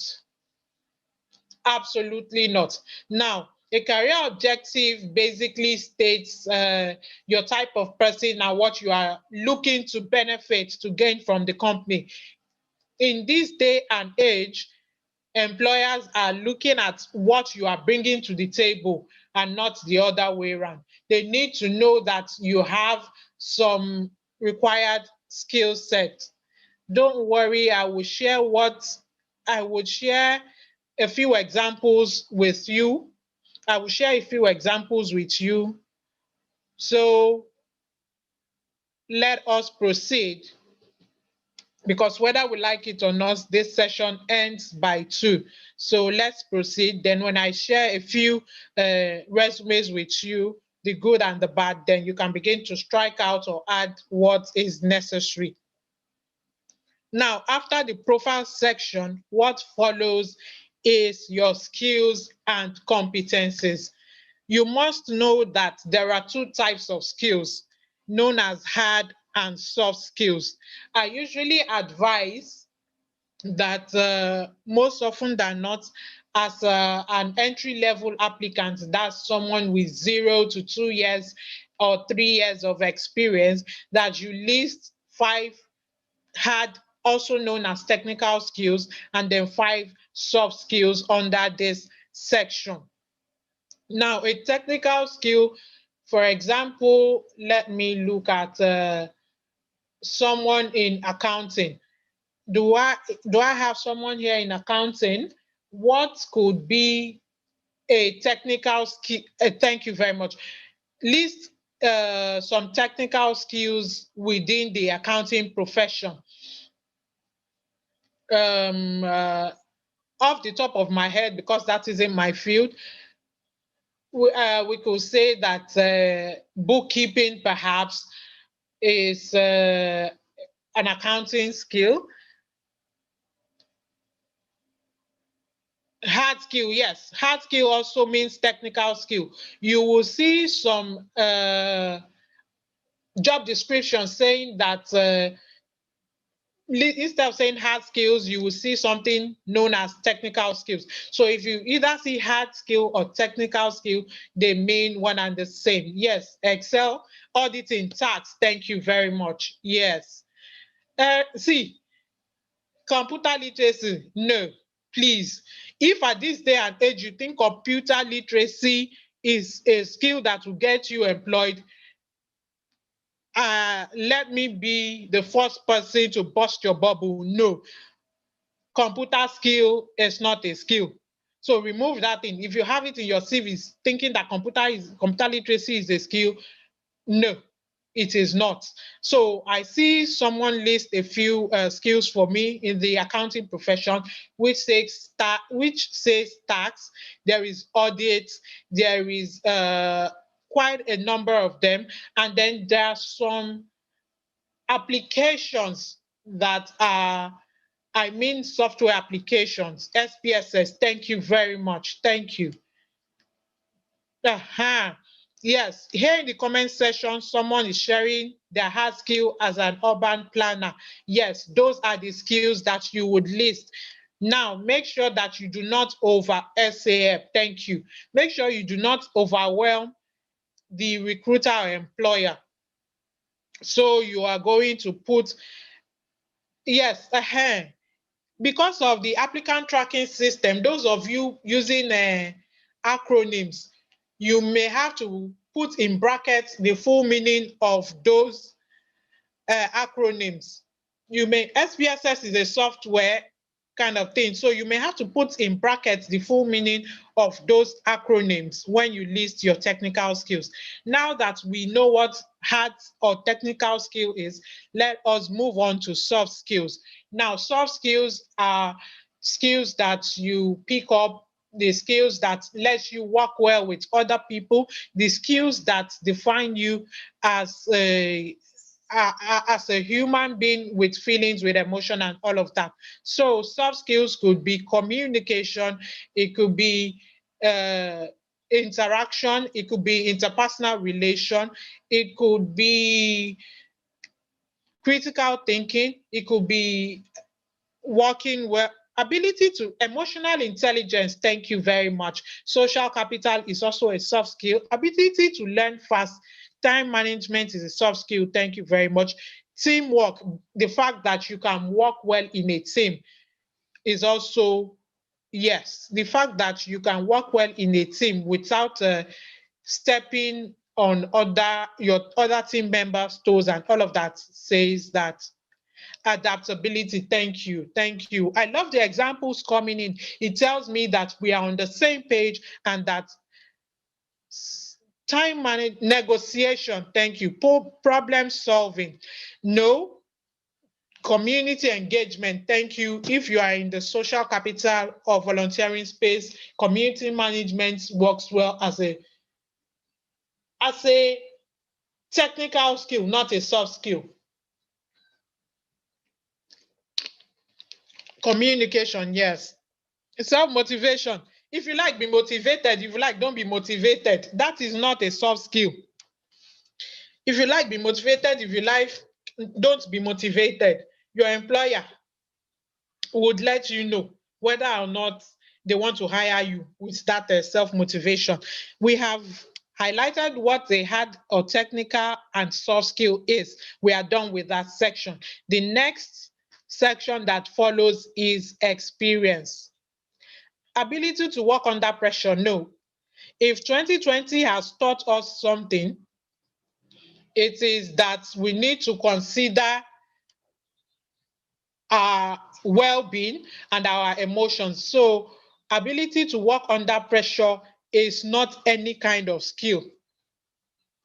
It doesn't communicate that you want to work with an organization and keep your pride. It's more or less smells like slavery, if you get what I mean. So that is not a skill. We are done with skills and competencies. We are moving on to the experience section. Please ensure that as I'm listing these sections for you, you are making adjustments on your hard copy CV documents in front of you, and you are listing them accordingly, making sure that when you recreate your CV, it follows this pattern. For those of you with your soft copy CVs, make sure you have it documented somewhere so that when you go back to your drawing board to recreate this, you know the proper pattern that your CV should follow. So the experience section comes next after skills and competencies. Under the experience, it is expected of you to highlight your professional experience from the most recent to the least recent. Now, if you don't have much of any experience, I'm talking to the entry level. I'm talking to the entry level applicants now. If you don't have any kind of much of any experience, you could include internships if you have. You could also include volunteering experience if you have. Now, I'd like to state this once and for all. NYSC, I assume everyone here has completed NYSC. So therefore, let me tell you that NYSC is a work experience. If that is the only experience you have, by all means, you have 1 year work experience. You were employed by NYSC. So that experience is something you have. Now, when you list NYSC as an experience, you will go ahead to share the achievements you recorded while serving. Most often than not, statistically, NYC, we have about 65 to 70% youth corpers who serve as teachers. So therefore, as a teacher, if you served as a teacher, what did you help the school achieve? Did you help them reduce costs? Did you help them recover debt? Are there a few programs that you introduced while there? These are some of your achievements, and these are the things that you would list. This example also applies if you worked with an organization. Thank you. Yes, exactly. Those are achievements. So now that we know what is expected of us under the experience category, we would proceed and move to education. The category, the section that comes after experience is education. Now, under education, it is expected that you highlight your educational history from the most recent. Just note your questions down on your hard copy documents. The hard copy documents you have in front of you, please note your questions there so that I can attend to them when done with this exercise. So education, highlight your educational history from the most recent to the least recent.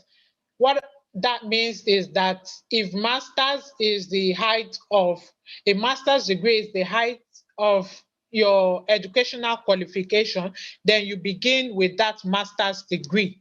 You state that you have a master's degree, you state the field of study, you state the educational institution where you acquire this degree, and then the start and the finishing year. Are you following me? Please let me know if you understand what I just said concerning education. Please let me know if you thank you very much. I only have, okay, I will revisit the education. Thank you very much. I would. Some of you are asking that I walk you through that section again. So I will take it one more time. I will take the education section one more time. Education section is the one that comes after experience. Now, what is expected of you in education is that you highlight your educational history from the most recent to the least recent. Now, here is how you do that. Let's say that a master's degree is the most recent qualification you have, or a bachelor's degree for that matter. What you are going to do is mention the degree you have, either bachelor's or master's or HND or OND, whatever higher institutional, tertiary institutional degree you possess, you list it there. You include the institution that awards that degree. You include year of graduation, then the type of degree, the field of study that you got that particular degree from. Let's say that you have a master's in educational management and a bachelor's in social studies. I think I'm handling the education section now, using that as an example. So therefore, your master's degree would come first, followed by your bachelor's degree. And if it is HND or OND, you would list that also, that you have an HND in so field and an ordinary national diploma, OND, in whatever field of study you possess these qualifications. Now, your tertiary educational history comes first, followed by your secondary educational history, which means that wherever you attended secondary school. And the reason why you are listing that is because you possess a WAEC or NECO certificate. That is just what is required of you in the secondary educational section. So now that I have listed that, I know that quite a number of you already heard that your primary and secondary education should not be included in your CV. That is true to an extent, especially primary school. No one wants to know. Of course, if you have a university degree, it says that you attended primary and secondary school. However, some organizations still want to know that you have WAEC or NECO, as the case may be, which is why I mentioned the secondary education. Please let me know that you understand what I have said so far. Let me know you understand what I have said so far. Basically, in the education section, thank you very much, your tertiary education comes first, followed by the secondary education. Under no circumstance must you include the primary education. Thank you very much. I see that we're on the same page. Thank you. I see that we're on the same page. Now, all of these things we are putting together as much as possible must be on one page. All of these things that we have been coming up with so far, the sections that I've been breaking down to you, must be on a single page. And I will show you how other professionals have put their CV information together on one single page. Now that we are done with the education section, we have, which is the basic necessities of your document. The basic information your document, your CV must contain, is the biodata section, profile section, skills and competencies, followed by experience, and then education. Those 5 are the basics. Now, I understand that some of you have acquired quite a number of certifications. Now, when including the certification section in your CV, you must consider the type of job you are applying for and make sure that the certification you are including is relevant to that career field. If the certification you own does not have any sort of relevance with the industry you are applying to, please do not include it. So I walk you through the certification section. That is, if you have any. Yes, it says that it is expected that you include industry-specific certificates in this particular section.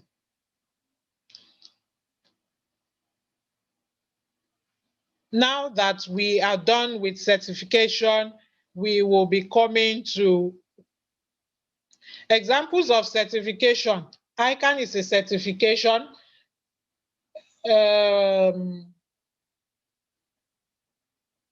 The one in human resources, it's gone off the top of my head now. Who remembers that one? CIPM.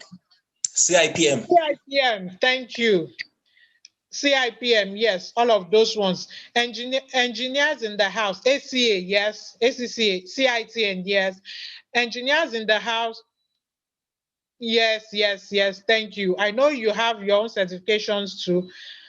Yes, NIM, yes, CIBN, yes. Then those in advertising too, you have some sort of the advertising, you have some sort of certification. Conference, please no, because once we start bombarding the CV with all of this information, it gets out of one page and no one wants to be bothered. It is imperative for you to note that for every job application that comes out, online certification, if it's relevant, yes. If it is not, leave it out. Now, back to what I was saying.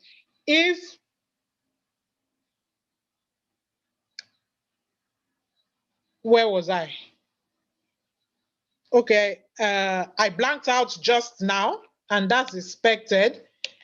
So please, somebody remind me where I was.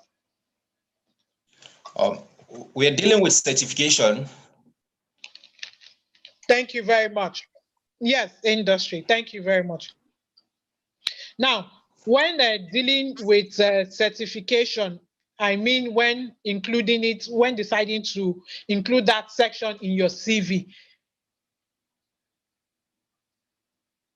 you must ensure that the certification you are listing is, you must ensure that the certificate you are listing in that section is relevant to the industry you are applying to, 1. And 2, do not list a whole lot of certifications, because bombarding that section alone means that your CV would eventually get out of a single page, and no recruiter or employer wants to be bombarded with too much information if they can help it. Now, you must know that for every job advertisement that comes out, you are not the only one that has seen that information. Neither are you the only one that is applying to that position.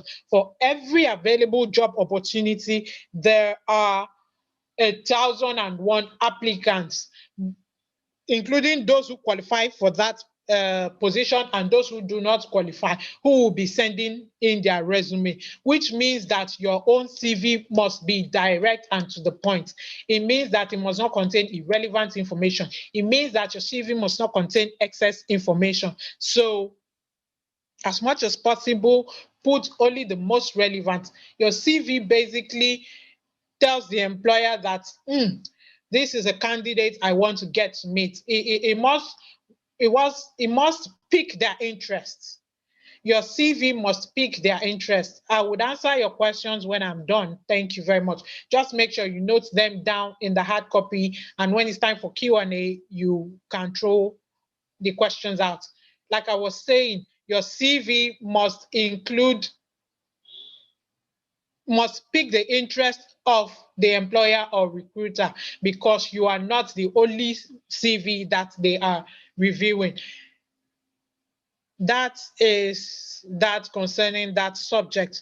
Now that we are done with certification, I would like, please tell me you understand what is expected of you while I touch on reference. Please let me know that you understand what is expected of you while I touch on reference. Now for the reference section, thank you very much. Thank you. Thank you. Thank you. I see that we are still on the same page. I see we are still on the same page. Now, for the reference section, there is quite a controversy on that subject. Some experts believe that you should leave that section, you should leave it entirely out of your single page CV and create a separate document highlighting your reference. And I also lean towards that school of thought, because those you are listing as your referees are people who are somewhat private, and you are going to be exposing their details. So unless you are invited for an interview, I say that you leave that section out of your single page document. Now, another school of thought is of the opinion that under that section, you put available upon request, which says that once you're invited for the interview and they ask for your reference, you have a separate document created already listing about 3 to 4 people who are in a professional capacity. You're not listing your family and friends. You're not listing your parents as your reference. Hell no. Now, you are listing people who are senior professionals who have had, say, 5 to 7, 10 years experience or more as your referees. That is one. Two, whoever you decide to be your referee must be aware that they have been chosen to stand in for you, because an employer could decide to call them up, and if they give a blank and tell the employer they don't know who they're asking about, it means that you may have lost that job. So therefore, inform your referees that you will be listing them and that an employer may be getting in touch with them. If you have decided to put available upon request, it means that you have a separate document created where you have listed 3 to 4 people to stand in for you as your referee. You have included their names in full, their profession, email address, and phone number. Now, your reference document, that separate document that you're going to be creating, would contain your biodata. The way you have created your biodata on your CV is the way you will create it on that reference document. Once you have created your biodata, first, the reference section comes next, and then you have a list of 3 to 4 professionals that you are listing there to stand in for you as your reference.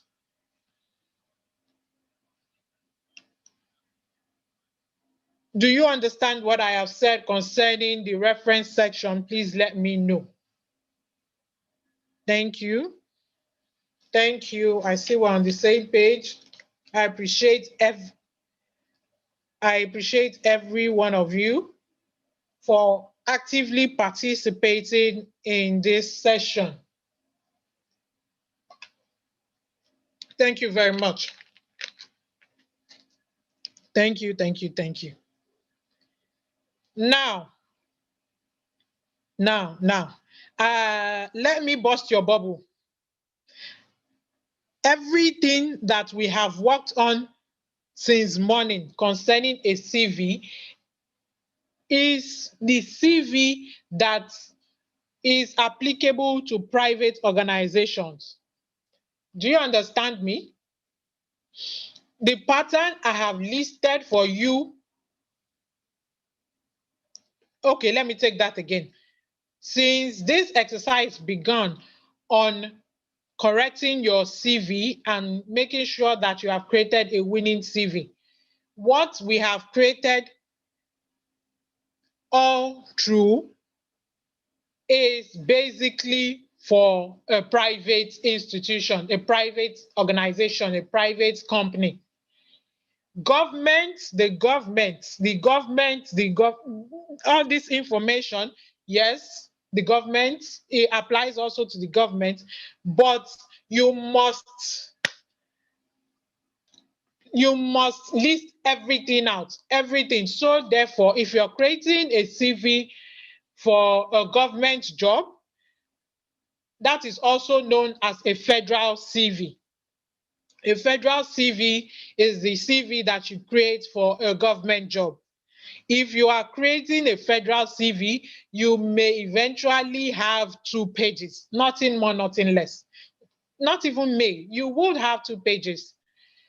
I recently created a federal CV for a client, and I can tell you that it contained 2 pages because the government wants to know your business. It wants to know your address. The government wants to know your local government. The government wants to know where you are from, wants to know your tribe, wants to know your religion.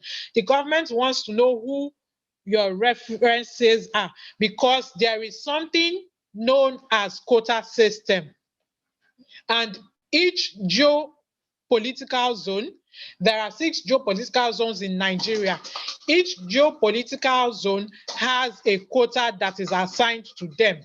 So therefore, the information you provide on your federal CV lets the government know whether or not, lets the government know which geopolitical zone you are coming from, one, and lets the government know the number, the assigned quota that is in that geopolitical zone and whether or not to include you because there is still allocation in that geopolitical zone or not.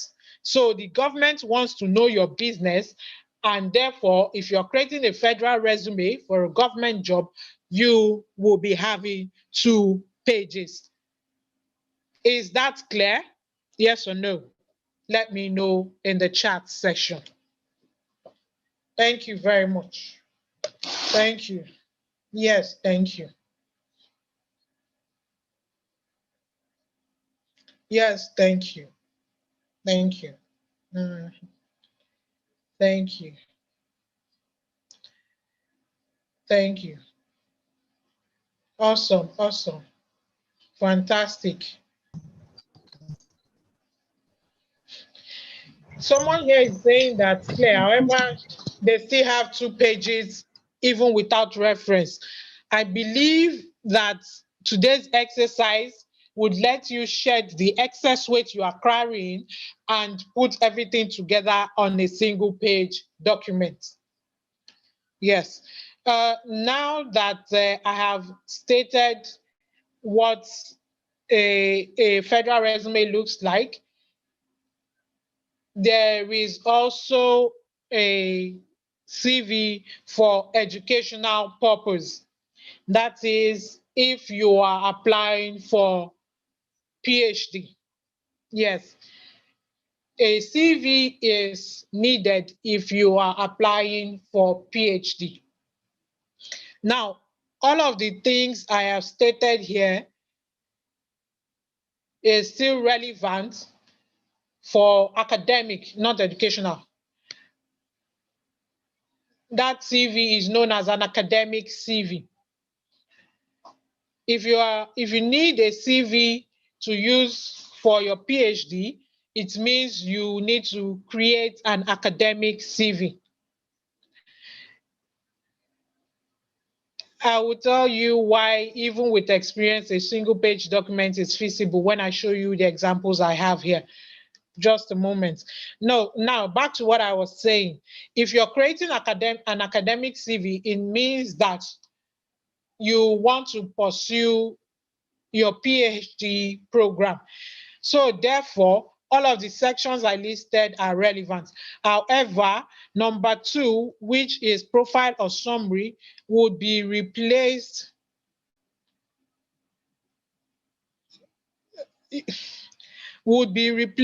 with statement of purpose. Number 2, that is the section that follows after biodata, would be replaced. You can use the term profile as well, but statement of purpose is also another term you can use for that section. Basically, it is the section that would follow after biodata in the case of an academic CV. Now, under that section, or under the statement of purpose section, you would also have a short sentence stating the reason why you have decided on that academic institution for your PhD degree. There are numerous academic institutions. So why have you decided to go with that institution you are applying to? That is what your statement of purpose would contain. You must be able to clearly state what you possess and why you believe that that academic institution is the only institution that would help you expand on the previous degree you have. Why that institution is the only institution that can help you further, and why you have settled on them to pursue your PhD program. Is that clear? Do you understand what I have said concerning an academic CV? Please let me know in the, thank you very much. Thank you very much. I see that a few people are getting tired. The number of people participating in this exercise has reduced. We're almost done, everyone. We're almost done. Awesome, awesome, awesome, awesome. Now that I have explained the relevant types of CVs, I would go ahead and end this screen sharing, show my face for a bit, and then go ahead to share a few CVs. Yes, that's what I'm about to do. I'm going to share my screen with you shortly. Let me end this particular one. I would, once I end this screen sharing, I will go ahead to bring up an academic CV, a government CV. Do I have that on hand? I'm not sure. I can pinpoint where it is presently, but I would look for it and share with you if I can locate it. Then I will share with you what a good CV looks like and how it can stay on one page, and what a bad CV looks like. I have enjoyed myself during this exercise and would end this screen sharing. Oh, wow. Hello, everyone. Hello, everyone. Before I proceed to the next, to share what the types of CVs, to share a sample of what they look like with you, please let me know what you have gained so far from this just concluded exercise. Please let me know what you have gained so far from the just concluded. Let me know what you have gained so far from this just concluded exercise. Thank you very much. Okay, can we use the speaker? Go ahead. If you're using the speaker, it means you are turning on your video. If you're seeing my face, I get to see your face as well. Turn on your video and talk to me. Okay, I'm coming. Yeah. Okay. So for I got from the class. Introduce yourself. Okay, my name is Iziat Sodikolam Lekon. I am an undergraduate student of architecture from the School of Technology for Self-Empowerment, Federal University of Technology, Mina. So I have been able to, learn from the class, rearrange the CV and make adjustments to my career profile and make some other adjustments as you explained, ma. So I'll be able to do that, format copy to the system. So I'll be able to do that. Fantastic.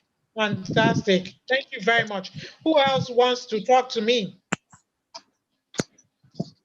Okay, I see a lot of you putting your suggestions in the chat section. If you'd like to come on, turn on your video and let me know what you have learned. I'm open in the next 3 to 5 minutes. Somebody is raising their hand. Let me give you the floor. Okay, Nafisat, you have the floor. Unmute your mic, and after Nafisat, we have Sadiq. Unmute your mic and turn on your video. Okay. Assalamu alaikum warahmatullahi wabarakatuh. Wa alaikum salam warahmatullah. So this session was really very interesting and an eye-opener for me because my CV is not even up to what I ever thought it was. So it was really interesting, and I was able to understand that whenever I'm sending my CV, I send it to the job application in line with what they're asking and the experience they are working, the skills I needed, and not just everything I've experienced or every of my job experience that will be on my CV. It should be tailored to the job application I'm applying for. So in the instance of me applying for remote jobs, hello ma'am. Yeah, go on. For some remote jobs, because we see some applications on LinkedIn and we are not even sure how true it is, because there was a scandal I heard about yesterday on Twitter about somebody having a fake job application from Harvard, one Priyanka. So how are we sure that some job applications are not fraudulent due to the way?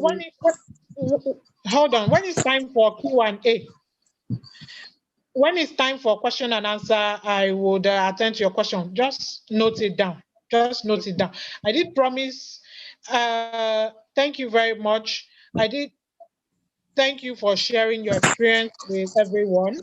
You can turn off your video and mic now. Please turn off your mic.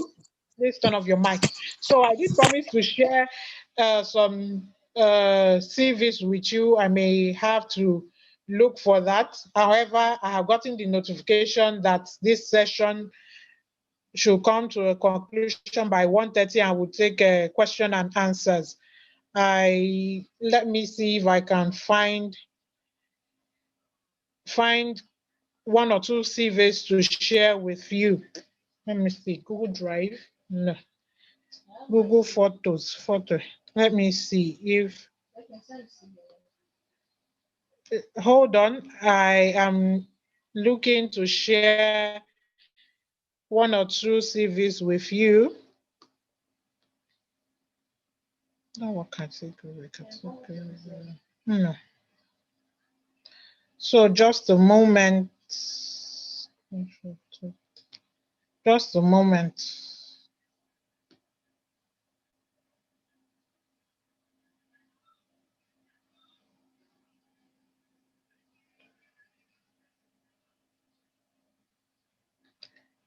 I'm still here and I'm still taking what you have learned in the comment sessions. I'm still taking what you have learned in the comment section. Yes. while I search for 1 or 2 CVs. I will just find you 1 CV, a good CV and a CV that is not good, and so that you know that all we have said is not for empty.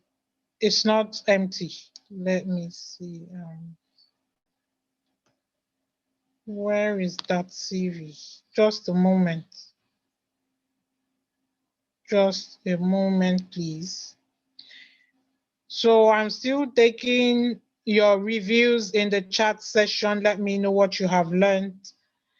I'm still taking your reviews in the chat session. Please let me know what you have learned. Go on, I'm taking your reviews in the chat session. Please let me know what you have learned.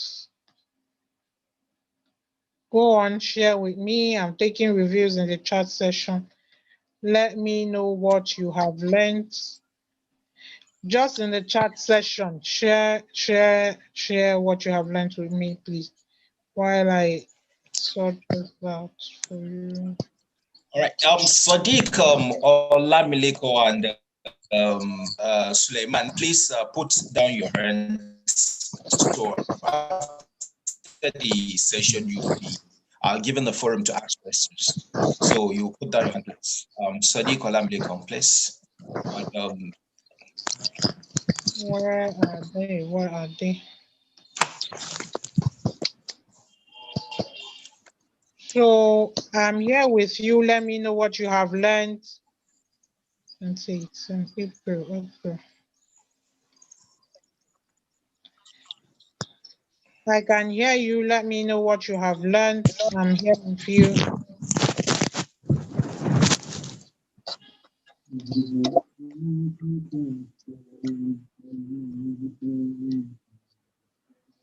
I know that there are over 40 people attending this session, and only 10 people actively participated. So I'm waiting on the others to share with me what exactly they learned in today's session. It can't be that I was talking to just 10 people alone. It definitely can't be. So let me know what you learned from this session, please. I'm waiting. Let me know what you learned from this session, please.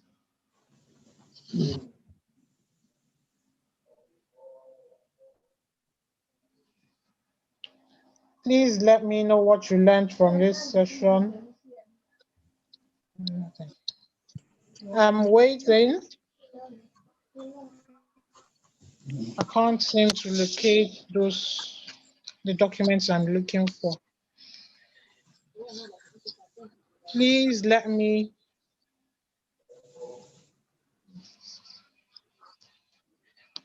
Yes, please, I'm waiting. Over 40 people attended this program. Let me know what you learned, the feedbacks. all right. While we're still waiting for our facilitator to get the sample of the CV to share us, I would like to make a recap on some of the things that we're supposed to have on our CV. So the first, we have the bio data, which is very, very important. So it includes the name, your email address, your phone number, and your address. So address is simply the way, just the area and the location. So you have the next one, you have the purpose, like that's next thing you're supposed to add on that CV is yes, your career objective, what you want to do in fact organization. So you next one is your skills. So we have both the hard skills and the soft skills. So the hard skills are the technical skills that you need to add. Then the soft skills are those ones that you some things like community communication skills, emotional intelligence, adaptability, negotiation skills, problem-solving skills, persuasive skills. So these are things you need to add. Then we move to the work experience. So the work experience is from the most recent and relevant to the least recent and relevant. So also we move to the education background. So you mention your educational background from the most recent. So if you have a master's degree, so you include that from the master's degree to the least one. So most cases, you might not need to include your secondary school qualification. So I think in the course of the discussion, somebody was asking that why should we include secondary school when you can't go to secondary school without you getting a university degree.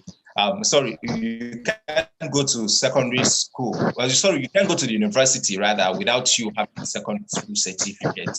And then you looked at your certifications. So the certifications are industry-based. So for the jobs you are applying, your certificate or the certificates you are adding into your CV as things that are industry-based. Then the last on that list, okay, so we are good to go. So this is a sample. So I'm handing over back to Ms. Basmala Komolafe. Hi, everyone.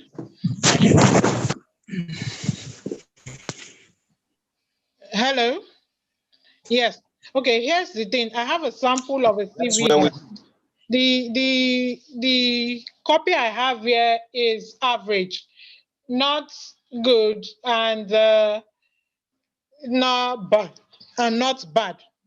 If you get what I mean. Now you can see that the biodata is there. However, there is excess information. A CV like this could pass for a federal resume because of all of the information under biodata, like the address, the gender, the nationality, and all of that. However, for a private organization, this is too much, and the applicant tracking system would dunk it. Now, look at the second section, contains a profile summary. It just says an achievement-driven and result-oriented individual interested in making positive impact. That title is mistitled because what has been stated here is basically the owner's career objective. This is not a profile summary. Do you understand me?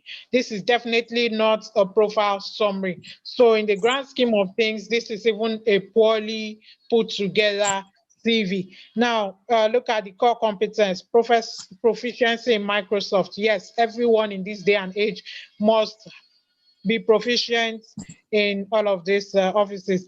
Expert in decision making and presentation.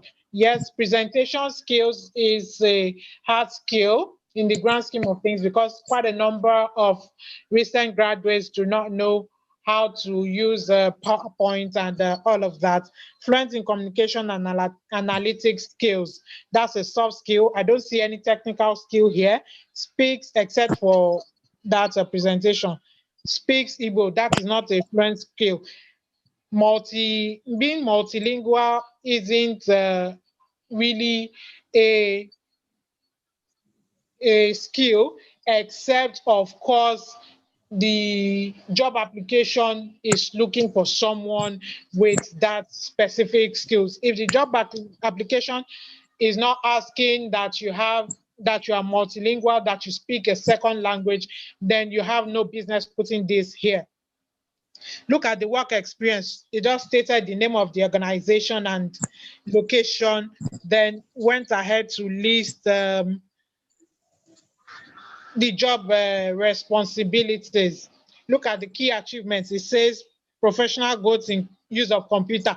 Like I said earlier on, while explaining this, computer literacy is not a skill. It is no excuse that you cannot handle a computer, that you are not computer literate in this day and age. Do not include computer literacy as a skill. So I will shut this down now and bring you an excellent CV that passes a muster.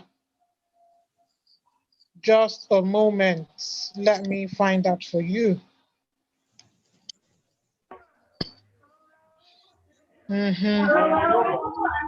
So from what I showed you, what did you learn? From what I just showed you, from what I just showed you. Please mute your mic.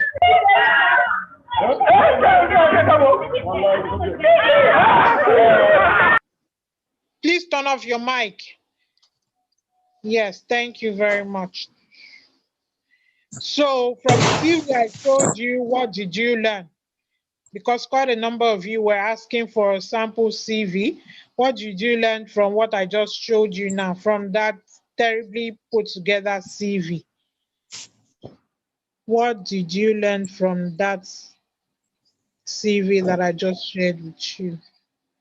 What did you learn from that CV? Yes, I'm looking for a good CV for you. Just a moment, please. Just a moment.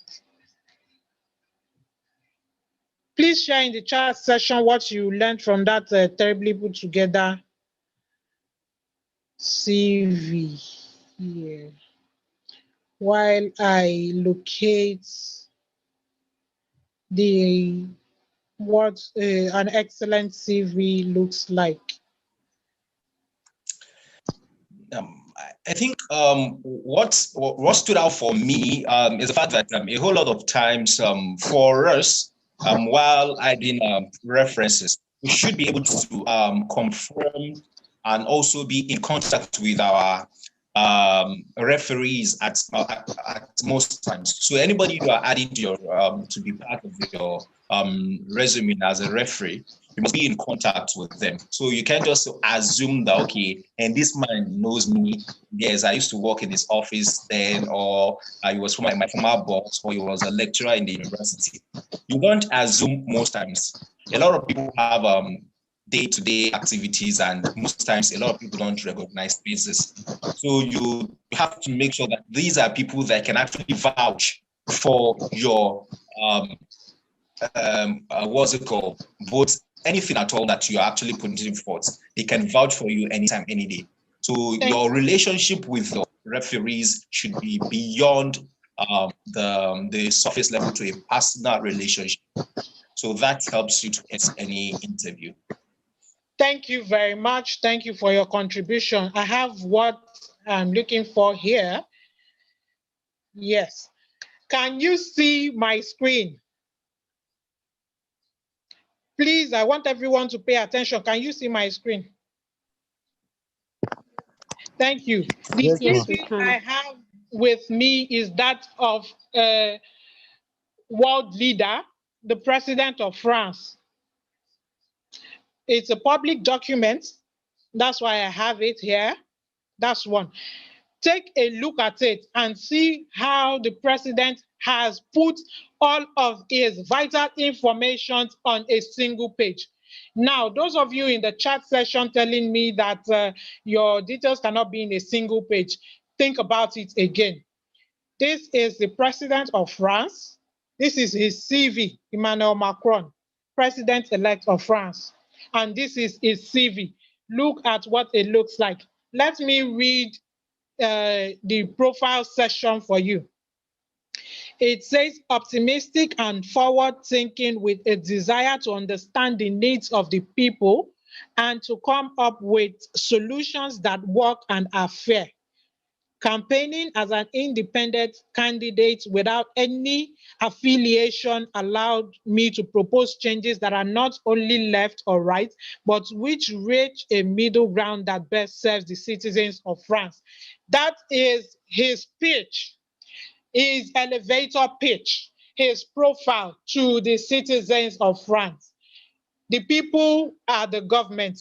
What I just read you is his sentence, is just 4 short sentences pitching why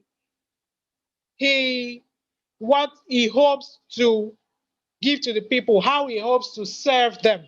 Look at his CV on a single page.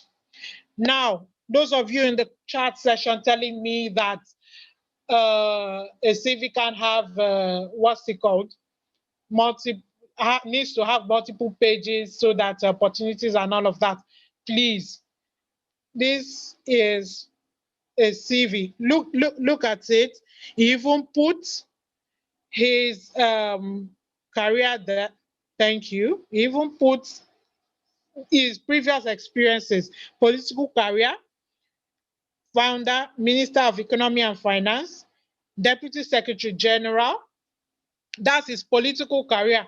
Now look at his professional career, investment banker, finance inspector. Look at his education. Then look at his skills and competencies, leadership, business acumen, negotiation, civil service, administration, banking, finance, geopolitics, public affairs. Please tell me, this is just a single page document. So tell me why you can't have all of your information on a single page. Let me know in the chat session. I'm listening. Now, after this, I would pick, because if quite a number of you were asking me while I was walking you through the session earlier on concerning those of you in tech. So I have one last CV.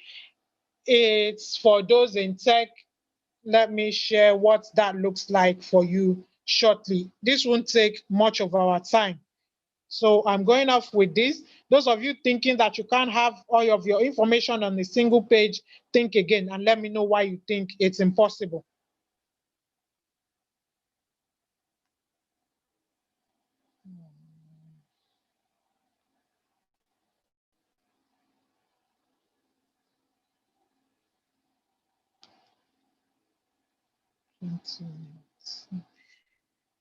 I'm listening. Let me know in the chat session why it is impossible, why you think it's impossible for you to own a single page CV. Yes, for those of you in tech. Yes, yes. Here I am. Now look at this CV. Just look at this. Look at the bio. Look at the bio. Look at the bio section. Look at the bio section. Then look at the profile. His profile reads, advanced web developer with 10 years of experience in structuring, developing, and implementing interactive websites. Innovative use of technology and SEO to drive traffic and engage users. Able to complete projects efficiently and satisfy customers with attractive, user-friendly websites. Please, that profile alone, what does he say to you as an employer? I'm waiting for you in the comment section. What does he say to you? If you are an employer and you receive this type of CV, what does it say to you? In one or two words, let me know in the chat section. What does this CV say to you? Without necessarily looking at every other section, just the profile alone. I'm waiting for you. What does this CV say to you in the chat section? Go on. Go on. What does this CV say to you? Is this somebody you want to talk to? Is this somebody who would tell you that this is the amount of money I'm receiving and you won't grab him with both of your hands? Let me know what this CV says to you. And this is a single page CV. So tell me again why you think you can't have a single page CV. Tell me again why you think you can't have a single page CV. Now, his skills and competency, although he labeled that section as area of expertise, and his skills, these are his skills and competency. He labeled that area as label that section as areas of expertise: advanced programming and design, web content management, landing page development, SEO, project management. Then he included a few soft skills: strong collaboration skills, website optimization, excellent problem solving skills. He had about 6 to 7 technical skills and just 2 soft skills that are relevant to his field of expertise. Look at his work experience, the education section, and then he came down there to list his technical skills: Java, HTML, SQL, ASP, PHP, CSS, WordPress, Blogger, and all of the other technical skills he possesses. So again, tell me why you think you, who is just an entry level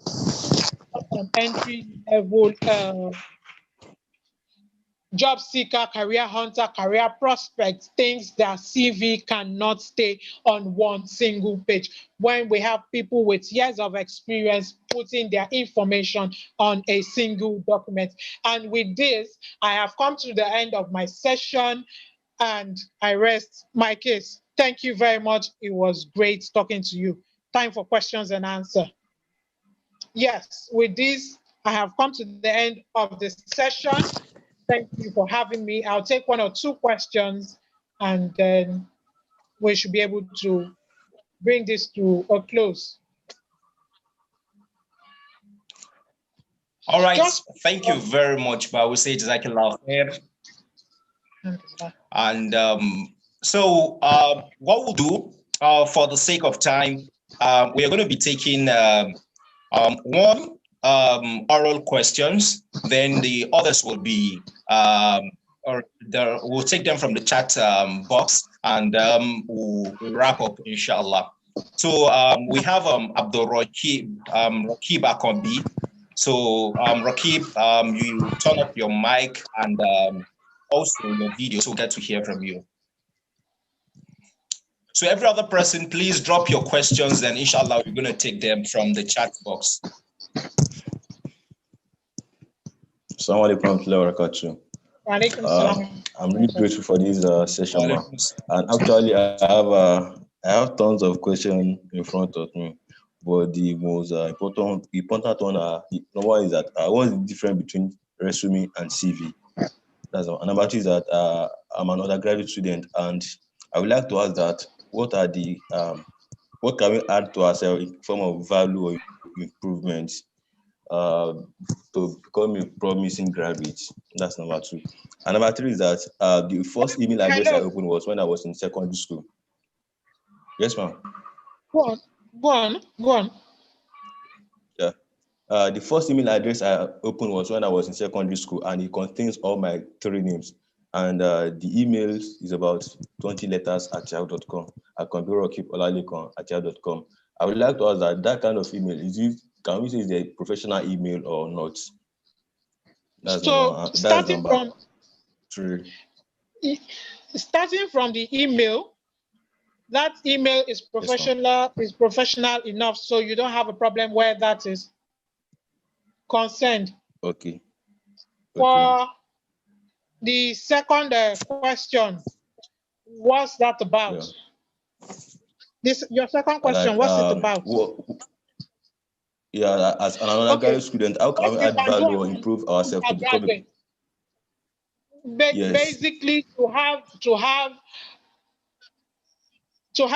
a head start over others, you need to consider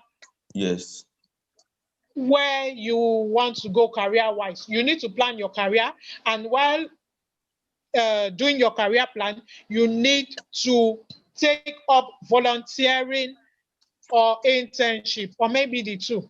You need to take up internships and volunteering. Okay. This will really give you the exposure you need career-wise, even in life. It will really help you. So internship, volunteering, consider taking up the two. So your first question, what is it? Your first question, I'm listening. Rocky. What is the difference between resume and...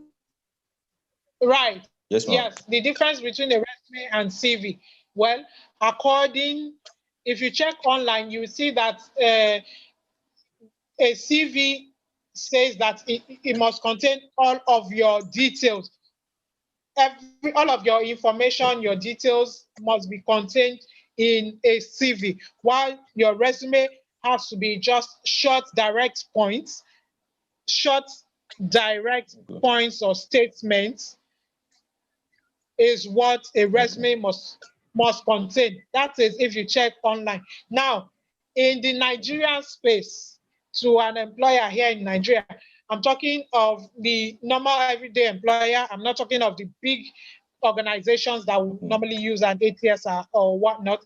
To the normal everyday employer, the small business owner, the mom and pop business owner, basically what they need is what we know here in Nigeria is a CV. Do you get me? So what they need is a detailed information. However, do not bombard them with too much information where they get tired of what you are putting forward to them. So I think and the last two questions, ma. Yes, ma. Yes, ma. I attended some online. Yes, ma. Rakib, please. Yes, sir. I think we have to cut you here. We have tons of questions and time is actually fast running out. So we need to take questions from other people. Maybe anybody might, maybe somebody here might have actually asked the question you wanted to ask. So please, let's take others. Okay. Thanks so much. So the next question here is from Barakat Oyebamiji. And she says, I presently work where I served NYSC. How do I split it in my work experience? So she has an NYSC experience and also currently she works in that organization. So the second one says, are we to change our address each time we edit our CV for jobs? So from the address, if you're let me take the address, please. I want to take it one by one. So for the address, if your location changes, then you need to state it on your CV that your location has changed and put the required location there. Now, the person who said that she's not working, she was retained at the place where she served. Here is the thing. Your first employer was NYSC, not that organization. Now that you have completed your 1 year service period, that organization is pleased with what you have done with them and has decided to retain you. So your most recent employer is that organization. Your first employer is the National Youth Service Corps. It's a government organization. That is your first employer. Then that organization is pleased with what you have done and has decided to retain you. So that organization is your current employer. So you are going to separate both of them when listing your experience. Thank you. Next question, please. All right. You said date of birth shouldn't be in our biodata. Then how about some recruiters asking for age range? Yes. Job descriptions would normally specify the gender or age category they are looking for. You need to be able to know that you are within that age category or not, and then push forward your CV. They expect that those sending in their CV are within that age bracket. Now, the government wants to know all of these things, so date of birth needs to be included if it's a federal resume. If it's a private resume, especially for multinationals, the multinational organizations are going to use ATS. So that information will get your CV tanked in the bin if you include it. As simple as that. Next question. All right. The next question says, I asked before if one can include 1 month experience in our CV. If it's relevant experience, yes. If it's an experience, if you have if that's the only experience you have, that's a maybe. If you have multiple short experiences, yes, why not? Short-term experiences are usually under the category of internship because internships are usually 6 months to 12 months. So you could have a 3 months, whatever. There is also those that we call holiday jobs, because for those of you who are in school, but rather than state holiday job, you just put internship there and then you can state it.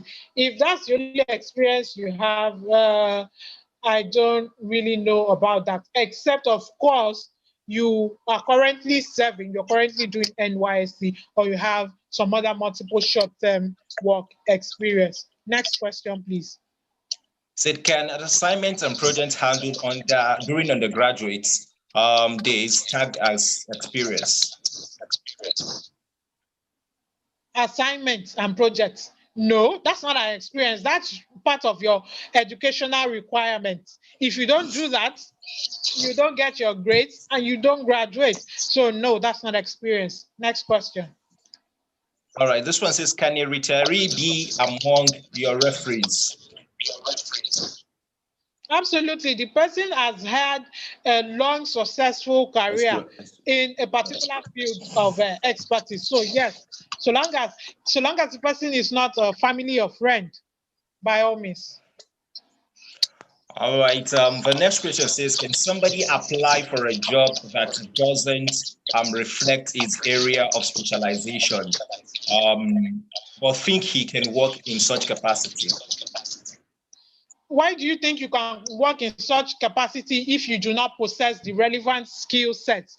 Except you have one or two skills required for that field of industry, I see no reason why you need to say you're applying for a job that you do not have any skill set in. Next question. All right. The next question here says, okay. Assalamu alaikum. How can one tailor his CV to fit into a job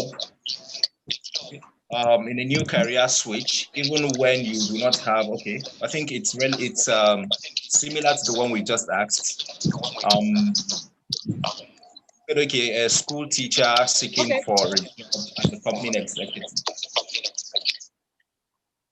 Oh, okay. That's a career change and a career transition, if I may, which means that while you were a teacher, you had certain skills, both hard and soft skills. If you can identify what your hard skills were as a teacher, but most importantly, your soft skills, which means you are going to state, as a teacher, you were a manager of people.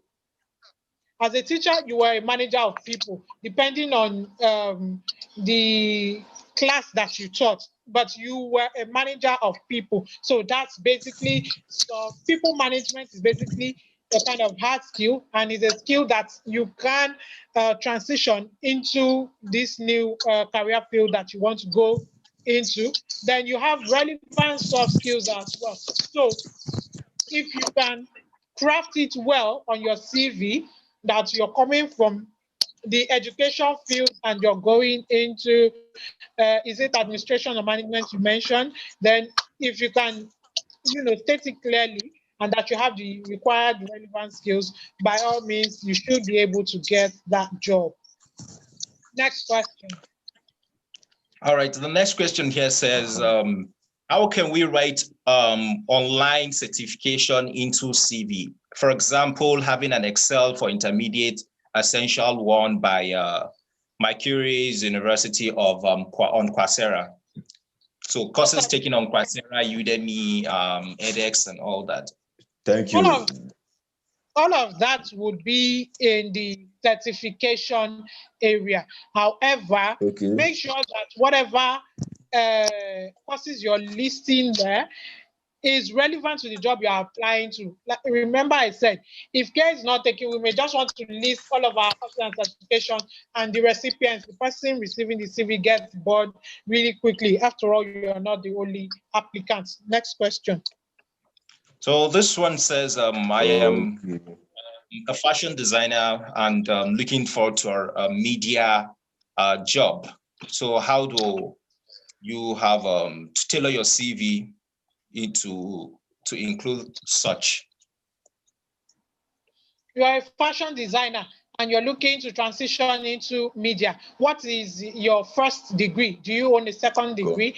What, these are the questions you're going to ask yourself, because I'm looking at it, and besides the soft skills that may be relevant from fashion to media, relevant technical or hard skill, and that is really, really important in the grand scheme of things. Except, of course, you have a first degree or second degree or a diploma. Yes, a diploma that is relevant to media. I don't see why how John may be easy. Next question, please. So the next question says, I've been out of job for some years, but one is running a small business. How can I bridge the gap to become employable, and how can one rewrite the CV to apply for a new job? You're a business owner and you want to get back into the workforce after you've been away for quite some years. Here is the thing: while you were a business owner, what's the industry that your focus is in as a business owner? What are the hard skills that you employ while being a business owner? What are the relevant soft skills in that industry? Then what industry are you looking to get into in the workforce? How relevant are they? How interwoven are they? These are the questions that you need to ask yourself and then proceed from there. Next question. So the next question here is talking about this one is talking about how can one tailor the CV to fit into a fashion institution, especially in education sector. After a tertiary institutions, I attended a fashion school. So can I include that as a recent education?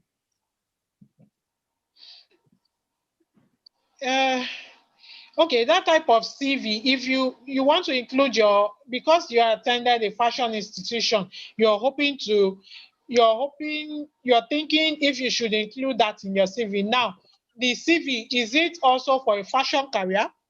That's the first question. Is the CV, are you sending in the CV for a fashion career? If no, then it's not relevant in the grand scheme of things. What I hear is that you have a background, an educational background in education, and then you have in fashion as well. You are asking if you can include well, it's for a fashion. Okay, I have it here. It's for a fashion career. Please proceed. Yes, you need to include it. If it's for a fashion career, yes, by all means, go ahead and include it. Now, for fashion industry, besides that resume, you need to have a portfolio. Yes, you in the fashion industry and every other technical industry, the engineer, the graphics designer, and all of that. All of you in this industry need to own a portfolio besides your CV, because your employer needs to see successful work that you have done previously. A portfolio matters in this case. Next question. So this next question is like somebody has 4 years experience in a particular role, and he said his CV is likely to exceed a page if he's going to be including all the experience he has had in that particular role. So this one is talking about CV exceeding a page if he's going to include all, because all the experience are relevant to the current job he's applying for. Then pick the most recent experiences. That's about it. You can't put everything there. The purpose of your CV is to pick the interest of an employer so that he can invite you for an interview. It is at that interview phase, that you get to talk about every other thing. Do you understand? So just pick the most recent, or maybe 3 to 4 experiences and state in the resume. Next question. All right, the last question we're going to be taking is from I think Daniel. He says he has taken a course online, but then they don't have certificate. He was not awarded a certificate. Can he add such experience to his what's it called CV? CV. The course is not an experience. It's a form of training or education, as the case may be. So that part is going to be under certification. He has received training in a particular field, whether online or offline. He has received training. It's going to be in the certification section and not experience or education, as the case may be. Okay. All right, that will be all for now, and that will be the end of the question and answer section for today's masterclass. So to start with, I want to say a very big congratulations to each and every one of us that are part of today's session. I believe you are not leaving the way you actually came in earlier this morning. And I want to say a very big thank you to you for joining in like 3 straight hours from 11 a.m. to 2 p.m. So it's not easy sacrificing such time. And to our MVP for today, Miss Basmala Komolafe, I want to say a very big thank you to you. These are paid sessions that we're getting for free. I want to say Jazakumullah khair to you. For those of you that might not know her, she is the founder and CEO of Career Corner NG. So you can check her up on social media if you need more clarification on any things that you need to know about your CV and how to ace your interview. So I want to say a very big thank you to the organizers, and many thanks to my boss, Ms. Mutiat Olagoke, and our boss, Mr. Malam Shuaib, who was with us earlier, but unfortunately I had to attend to some things. And to my members here, my fellow colleagues at the MMC Community Manager Forum, I want to say a very big thank you to each and every one of you for making it happening live on YouTube and other social media handles, giving people updates on what is transpiring here via the Zoom session. So my name is Shamsuddin Abdurazak Gidado. So, and I am being the moderator for today's session. So many thanks for joining in. So can we on our videos and microphone and say Jazakumullah khair to everybody, so we get to see our faces and as we bid farewell to everybody. Quickly, I see some of you asking for my contact details. If you are coming to me for consultation, it is going to be paid, 1. Number 2, you can find me on social media, Instagram and Twitter at Career Corner NG. Once again, you can find me on Instagram and Twitter at Career Corner NG. Any form of consultation or CV writing project is going to be paid session. Thank you very much. All right, so thank you very much. Jazakumullah khairan. Jazakumullah khairan. That was an insightful session. So we've not heard from a whole lot of people. All right. So we have Fatih Haji, Halima Olani, Mariam Yaqub, Rakiba Kombi, Sharifuddin Ibrahim, Abdul Hakim Ibrahim, Abdul Hamid, Abdullah, so and a host of others. Barakat, okay, we have to Barakat, Khadija, Baba, Zikrullah, everybody. So I want to say thank you to Saeed Ridwan. So thank you very much, Zulaikha Abusari, and everybody that joined in. So I want to say a very big thank you. So you can all leave now. Very much. Now. Oh, Lord, we are just joining.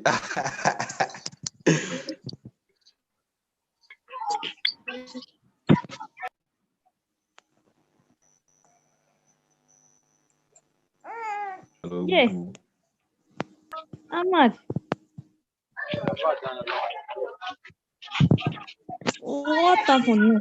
Come here. Come here. Come here. What do you want?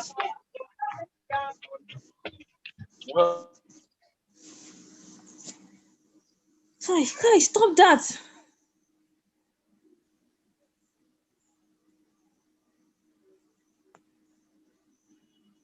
Ahmad, stop that. Yes, yeah.